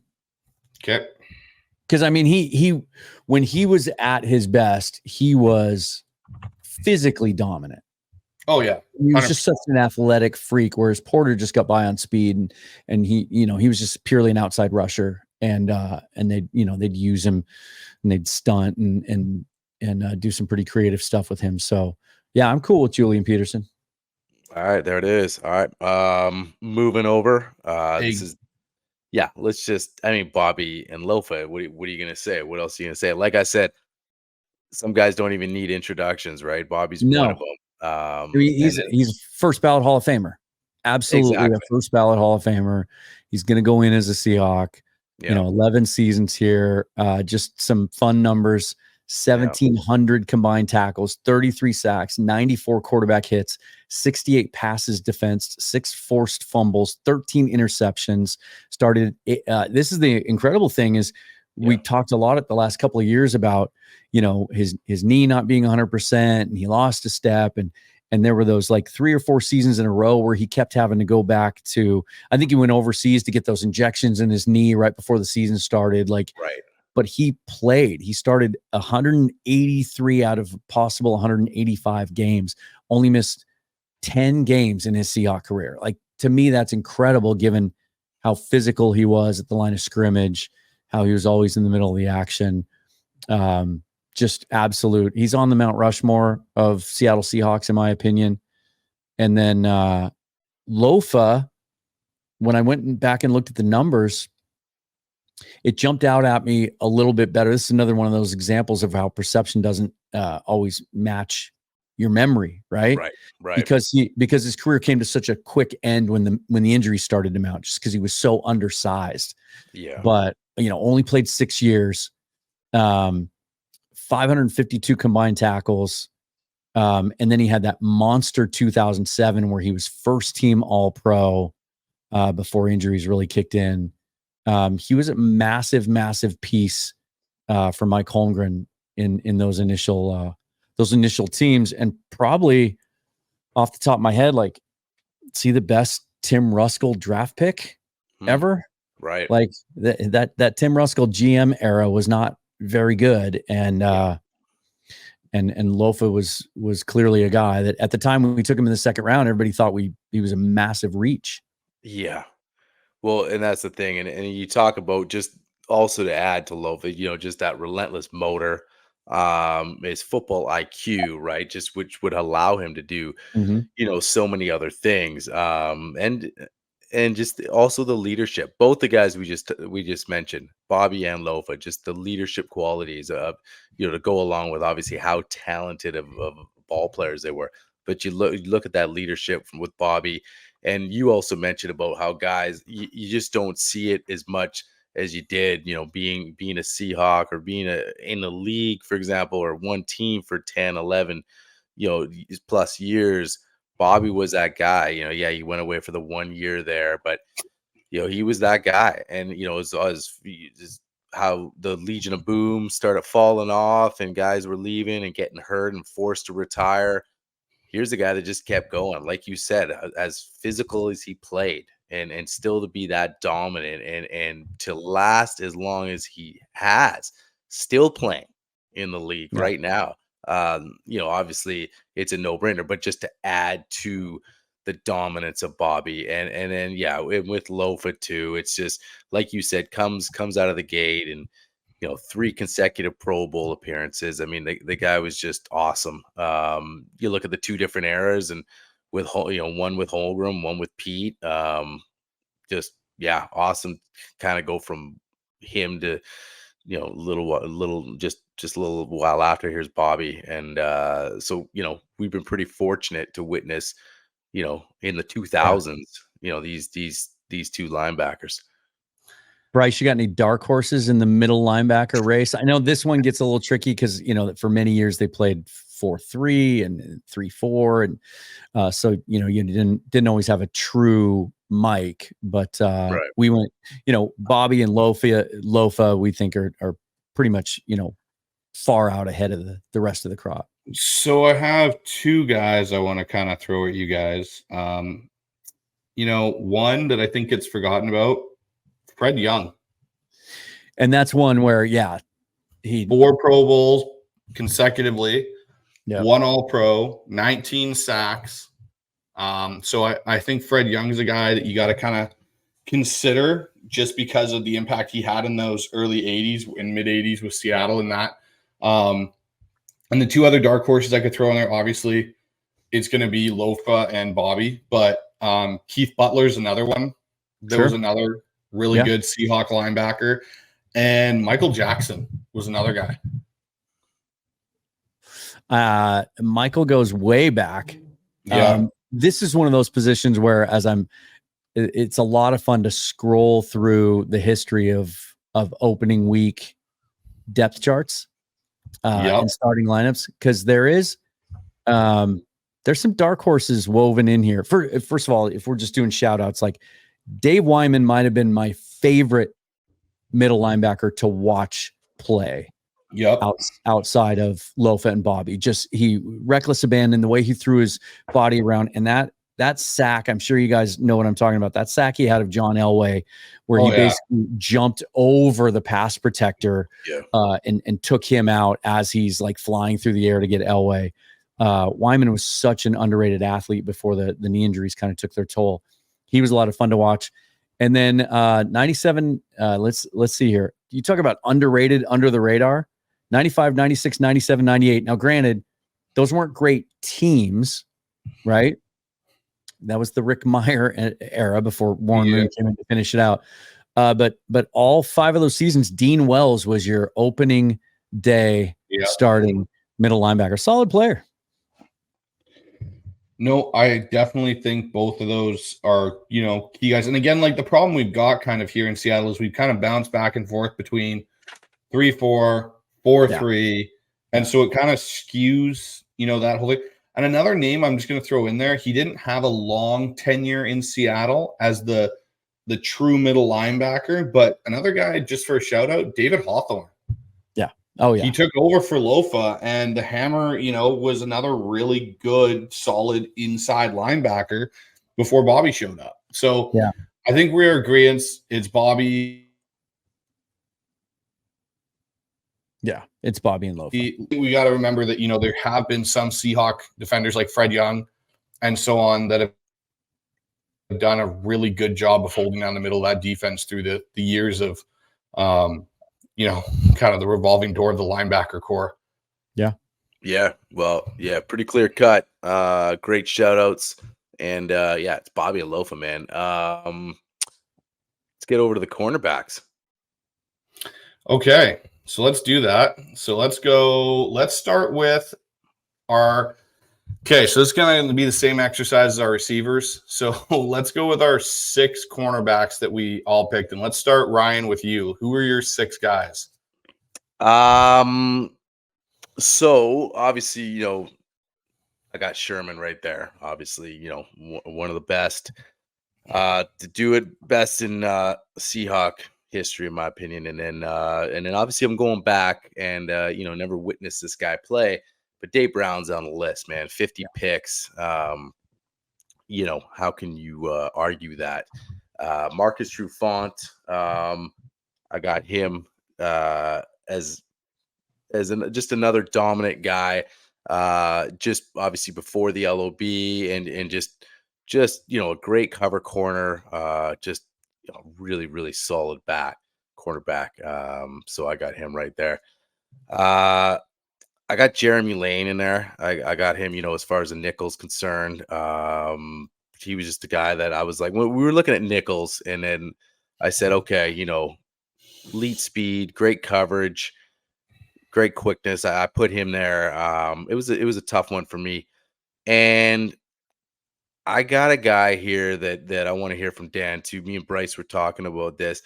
I already got Witherspoon on my list, man. And like I said, I understand maybe the exercise could be a little skewed, but here's a guy that, man, if I'm starting team and I'm looking at this guy, man, obviously not the statistics because he's played one season and didn't even play a full season, but man, you talk to guys, say, hey, if this guy's healthy, if this guy has a relatively healthy career, he's got Hall of Fame written on him. Now, you don't want to start projecting it and putting that on him right now, but he's just that good.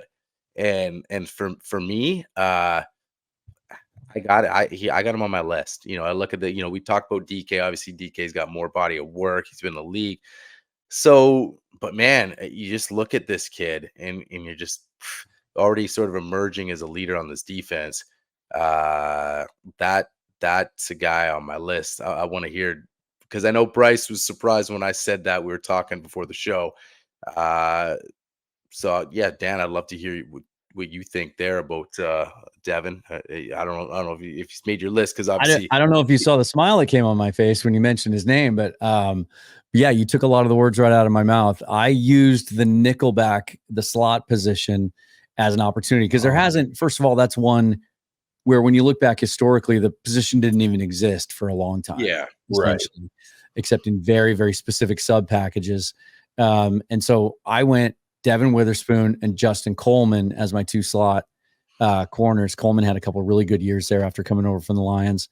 But I just think, and you said the exact words I was going to say, he is that good and that dynamic and impacts the game in so many ways. I mean, as a rookie, 79 tackles, 3 sacks, 16 passes defensed, a forced fumble, a pick 6, makes a Pro Bowl, got woefully overlooked in the Defensive Rookie of the Year voting for some reason. And I think as you're going to see now, as we move forward, this guy's going to make first team All-Pro teams and is going to be a foundational player for this defense. I just think he's that dynamic, and the opportunity to kind of put him in that slot gave me a chance to put a current player who's only had 1 year in the league. And then the rest of my list, very similar to yours. I went Sherm, Dave Brown, Hall of Famer, rest in peace.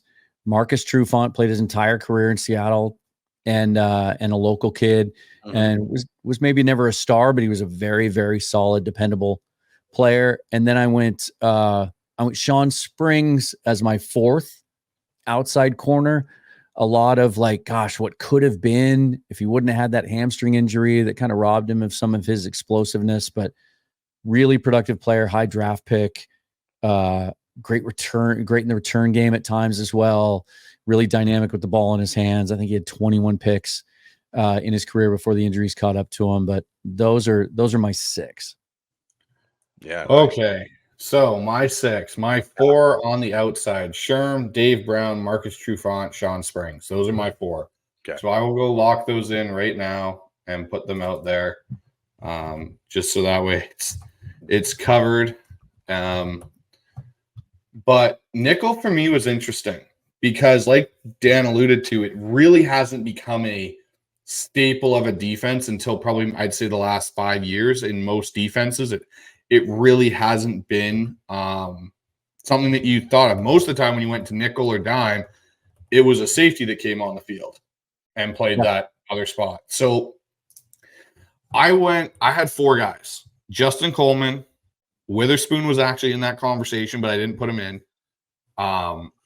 Jordan Babineau was a guy that I put in my nickel because of how much big play Babs, how much he played that spot when he first kind of came into Seattle. Mm-hmm. And then the other guy that's kind of, again, I think forgotten about because, we talked about Sean Springs' injury history, Walter Thurmond. I think if he hadn't have had the leg injuries that he had, he was such a good nickel corner on that 2013 team when we went Byron or Browner on the outside and Maxwell and Sherm, and then Thurmond on the inside. Like, I remember the game, I think they played Christian Ponder and the Minnesota Vikings, and he picked it and went for 6. He had like 2 picks in that game, I'm pretty sure. So I had Thurmond and Babs as my two kind of guys. But I'm good with putting Witherspoon there if the consensus is that of putting him in that nickel spot.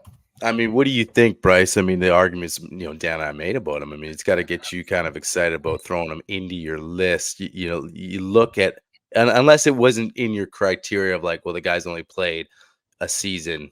So here's my thing with Witherspoon, and this is the hesitancy I have to put him in there right now, at least. Like, we could have this conversation next year. He plays a full year and he blows the doors off of what he did last year, and he's a top corner in the game. I just don't think there's been enough there yet. We've seen, half a season of it. And there were some games where he wasn't as impactful as he was in others. Like, I can think of the Pittsburgh and Giants games that come right out to mind of games where he had a huge impact, like pick 6, throwing, Warner out of bounds on the Steelers and in the run game. And then there's other games I kind of think about where it's like, okay, he was out there and he was doing his job, but he wasn't making that impact play. So that's where I'm just kind of hesitant right now on putting him in there. I would feel more comfortable putting Babs in because I think Babs was such a solid nickel player for so many years with Seattle before it became a true position. Yeah. And then maybe you put Witherspoon as the backup in that spot over like a Walter Thurmond or Justin Coleman. But even Justin Coleman, when he was in the slot for a few of those years, like, his numbers were ridiculous on what he allowed as catches and stuff like that. Yeah. But I just look at it that what this guy's going to be, unless injuries derail his career, he's going to be better than both those guys. There's just no question about here's it. My one. And I think that, if you threw him in the LOB era, he would fit in with those boys nicely. Oh, God, yes. Yeah, this is such a tricky one because it's such small sample sizes for all these guys. Like, Ryan, you mentioned Jeremy Lane, and that's another one. We talked at length about Cliff Averill getting hurt in Super Bowl 49. If Jeremy Lane doesn't break his leg, he makes that pick. Like, that was a huge loss for that defense too. He's playing really well. I'm okay leaving Witherspoon off because it's only been 1 year, because I think I overlooked Jordan Babineau not being on my list. I think he belongs on here. I think he earned that big name. And to this day, no matter how many times I watch it over and over again, and I was in the stadium looking right down on it when it happened, I still can't believe, and I don't know how he tackled Tony Romo short of the first down. Everybody focuses on how he didn't score a touchdown on that play, but he was inches away from a first down. And no matter how many times I fast forward and rewind that tape, it looks like Romo's there. I just don't get it. And it's one of the most important plays in Seahawks history during that era. So I think of 2 plays, Dan, with big play Babs. One is that one. And the other one, ironically, is against the Cowboys in 2005 when he picks Bledsoe off and takes it back. Think about the 30 yards. Josh Brown hits the game-winning field goal. Oh, God, what a game that was in the driving rain. Yep. And that's one of my first Cowboys should not have been throwing it there. That was insane. So I think Babs has got to be this, and I think so. We'll put Babs as the starter. Yeah. But then who do you guys want to put as the number 2? Well, you know who I like. You know what? Yeah, and I had him too. So let's put Devin in there as the backup, because I just think that's how great that first year was. And now the things coming out of this offseason and OTAs and everything else is that, now that he has had a fully healthy offseason, that's the other thing. He did what he did last year with no offseason, basically. Yeah, because he was nursing that hamstring. I think he's that dynamic and that good and that impactful. And he has a little bit of an advantage because there aren't a lot of other guys that have long track records of playing that position for us. All right. So there we go. So, all right. Now let's move to free safety. Some of this was tricky because I had to go back and look at some historical rosters and try to figure out who played free and strong. But ultimately I got the answer I wanted. So I was able to line it up the way that I wanted to. Do we put the first 2 guys that we're both all probably thinking of as the guys in Earl and Cam? Well, yeah. I don't think they're both. Most people, I think, our listeners would assume it's going to be Earl and Cam. Let's do it this way. Let's do free safety first, because let's go free safety. I think we're going to have some debate. Okay, Bryce, why don't you start? Okay, so free safety, for free safety, Earl I think is 1. And then my other free safety is Eugene Robinson. Yeah, same. Yeah, those are my 2 guys. So I'll put those guys both in. But in 11 seasons, he only missed 6 games in 11 years. Eugene Robinson, 983 tackles, 42 picks. And they didn't even take pass defense stats back then. So we have no way of knowing how many passes defensed he had. And I'm just going to say, honorable mention in here. I think Quandre fits in this category a little bit as an honorary guy that goes in there. He'd be right there. And then the other guy I would say too is Ken Hamlin. Okay. Yeah, I mean, I got the same 2 guys, so it's I think we're safe. All 3 of us got those 2 guys. So should we move over to strong safety? Dan, why don't you start that off? Before we go to strong safety, just wanted to mention John Harris. I mean, he was a long time starter. A long time ago. You guys are both wearing throwback hats, so I just had to give a shout out there to one of the old guys. That's a fair point. Absolutely. So for strong safety, for me, it's Kenny Easley over Cam Chancellor. Okay. Yeah. Yes. He only played 7 seasons, and then injuries, and then the kidneys, he just couldn't play anymore. But what he did in those 7 years, he was such a freak and he was so unusual that even though he played strong safety, he was a massive dude. He played a lot of deep coverage as well. 32 interceptions. He had a 2-year run during which he won Defensive Player of the Year in 1984, where he had 17 picks in 2 seasons. But he had 8 sacks. He impacted the game in so many ways. I've had Paul Moyer on the show a couple times. He talks about him as the greatest football player he was ever around. And if injuries wouldn't have caught up to him, and then, things wouldn't have ended sort of rocky the way they did with Seattle before they patched things up years later, we'd be talking about him as one of the great Seahawks of all time. And as we should, I think it gets forgotten a little bit because he's another guy whose career was cut short, but so was Cam Chancellor's. Yeah. They're both very similar. And, Kenny played 7 years. Cam played 8, I think. Yeah, 8 seasons, 600 combined tackles, 17 tackles for loss, 9 forced fumbles, 2 sacks, 200. And he impacted the game with his physicality so much. I just saw somebody posted the hit against San Francisco on the tight end again today, and now I can't remember his name. Vernon Davis. Where he just knocked his soul out of his body. And I still say that hit on, the first series of the game for the Broncos on Demaryius Thomas set the tone 100% in Super Bowl 48, so much so that some people thought he should have been in more consideration for MVP of that game.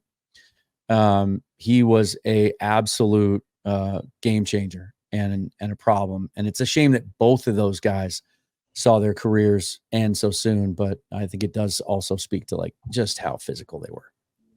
Yeah, you want to talk about Cam, and obviously, I'd watch Cam and not Kenny, but obviously, statistic wise, incredible. But I will say about Cam and that I agree 100% with the Demaryius Thomas hit. Like first series comes out, tone sets, pretty much the rest of the game. Like here's this offense with Peyton Manning supposed to be this record-setting offense. Like we're just going to come in here and put up numbers, and all of a sudden, oh wait a second, we haven't played a guy like this. When you come across the middle, here's this guy just set the tone.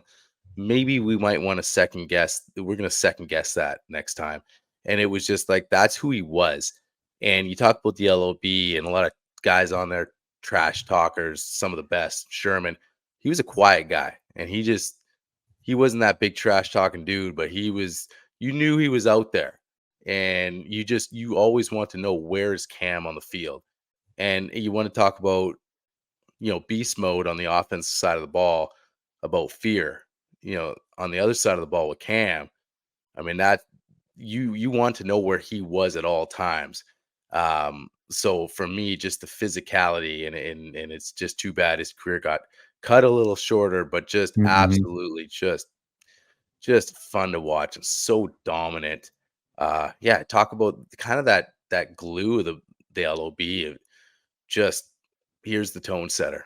Like now everybody sort of follows suit.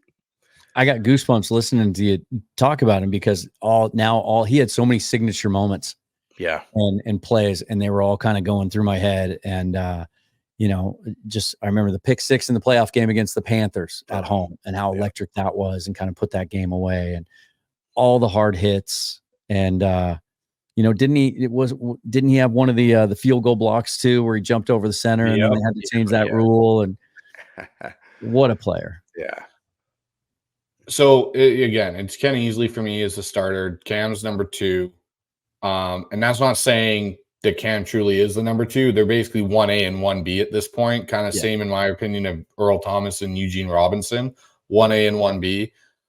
When I think of Cam, there's 2 plays outside of his big hits that stand out, and his impact was 2015 when he held out. And we had to start Bailey at safety, who got roasted. Yeah. And Cam came back, and it was Detroit. And they're about to go in and score, and Cam comes out of nowhere and punches the ball out on like the 6-inch line from Calvin Johnson, and KJ pops it out of the back of the end zone, and we win that game by the skin of our teeth. And later on in that same season, we're in Minnesota for the playoff game, and he strips Adrian Peterson as they're going down the field again to give us the ball back to go in and score just before Blair Walsh misses the field goal there. So, no, I think – you look at this defense, I thought we were going to have more conversation on some of these guys, but we all kind of aligned more easily on the defensive side than we really did on the offensive side, especially in the secondary. And looking at this, it's kind of crazy to think, you think of some of these high-flying offenses we've had in Seattle. We've had more star players on our defensive sides of the ball than we really have on the offense. We're more of a defensive-centric organization that I think people want to think of us as outside of the LOB. Yeah, I agree. We were texting about that today. I said I thought the defense was harder, and so then I thought it would spur a little bit more debate, but it was the opposite, because the defense was harder because there were more outstanding players, and so once the 3 of us put our heads together, it was a little easier to lock those lists down. All right, so 2 last positions, guys, to close this out. Punter and punt returner. So who's the punter? I went Michael Dixon. Oh, wow.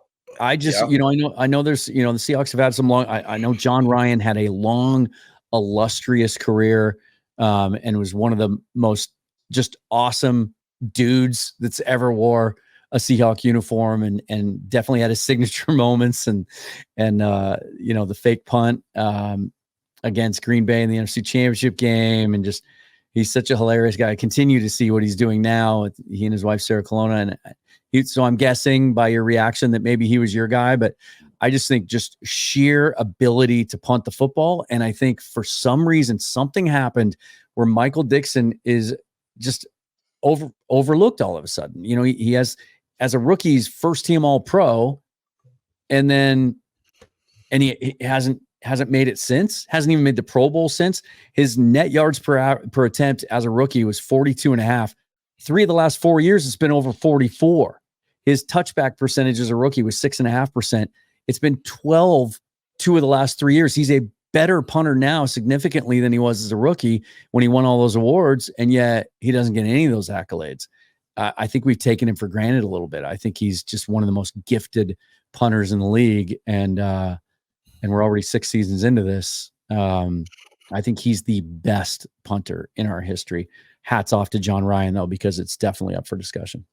Yeah, Bryce, dude, I also have him. I'm just surprised that there's not more scouts, like there's not more kickers from around the world. Like, you talk about guys' background like Dickson, and just, you want to talk about all the games, rugby and all these games where you just look at the what Michael Dickson can do with the ball. You know, just there's times where you're just like, you know, I hate to say it because, you know, I don't like the offense coming off the field, but you're like, it's not all bad sometimes when you see Michael Dickson come out and hey, can we pin him? And I just feel like he has that. And John Ryan, yeah, the tenure and a great, but yeah, for me, if I'm putting together an all-time team, I'm also putting Michael Dickson up on there. So actually, my shock wasn't because I thought I was going to be the only one that had Michael Dickson. Oh, okay. That's why I was shocked. I was like, oh, I thought for sure we were going to get John Ryan. I was going to have to be making the argument for Michael Dickson. No, I think he's such a weapon. And I think maybe the reason he's been overlooked the last few years is because of the fact he isn't making those wow moments like the double punt or the drift around the back of the end zone and take off running up the side for the first down versus Detroit. So I think he's just kind of gone unnoticed. But no, I totally agree. Michael Dickson is by far, I think, the most impactful punter that the Seahawks have had. Not saying John Ryan, again, hats off to John Ryan, but I think Michael Dickson is the right choice. Now for punt returner, I have Nate Burleson. Same. So do I. Yep.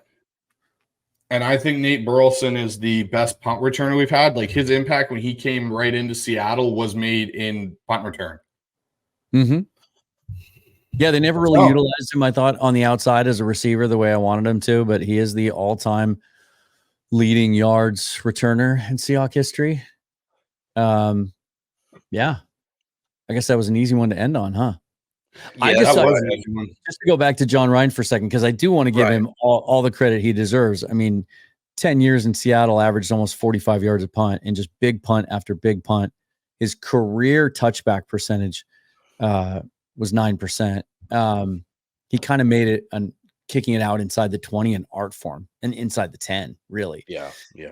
He kind of spoiled us in that regard. But I just thought you guys would want somehow, some way to get a Canadian on the roster.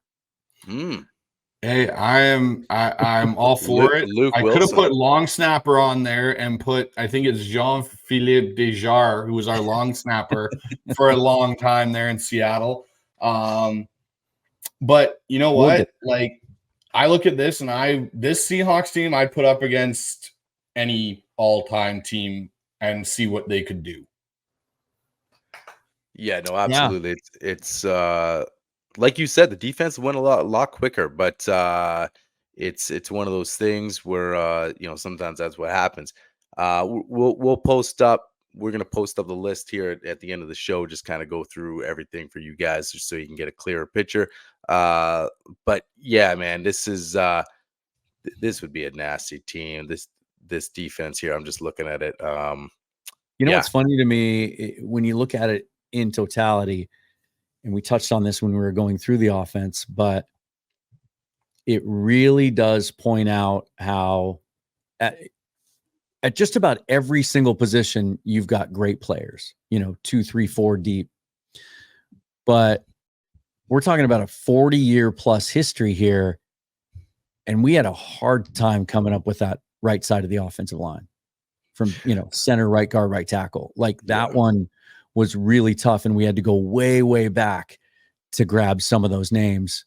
That's got to get better. Like if there's a takeaway for me about where do we go from here, that's got to get better. The moves that they've made and the talent they've added to this team in the last couple of years up front, whether or not Abe Lucas makes it all the way back or not, like you want to be a consistent championship contender. I would submit that if we went back and looked at some of the other historical franchises that have won as many games as Seahawks in the last 20 years, they probably have a lot better names and more desirable names on their all-time list up front than we do. That was the kind of the shocking part of the exercise for me.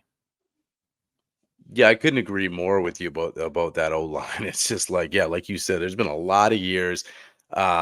We've touched on the center. Like we know the center's been a thing. The last 10 years. I mean, I know there's been a few good centers that have come through the door here, but just then you look at it like you look at the other side of the offensive line there, but it's no different than like you lost Unger a long time ago, and either you just neglect it and you figure, okay, this isn't a priority, obviously, but then at some point you think we got to fix this, and then they really just haven't. So now you're sort of trying to maybe hang your hat on Olu. There's a lot of questions to be answered there. So that's something like if we revisit this years down to 5 to 10 years down the road, you think, okay, hopefully there's a couple other names we could put out there for sure. Yeah, I think there absolutely would be. Yeah, that's maybe a good question to end on. Like, Bryce, what are a couple of names on this current roster that you think have a shot to make this list if we were to do this again in 5 years? I think both of our tackles and Cross and Lucas. I think JSN and Ken Walker. I'll throw another name out there too.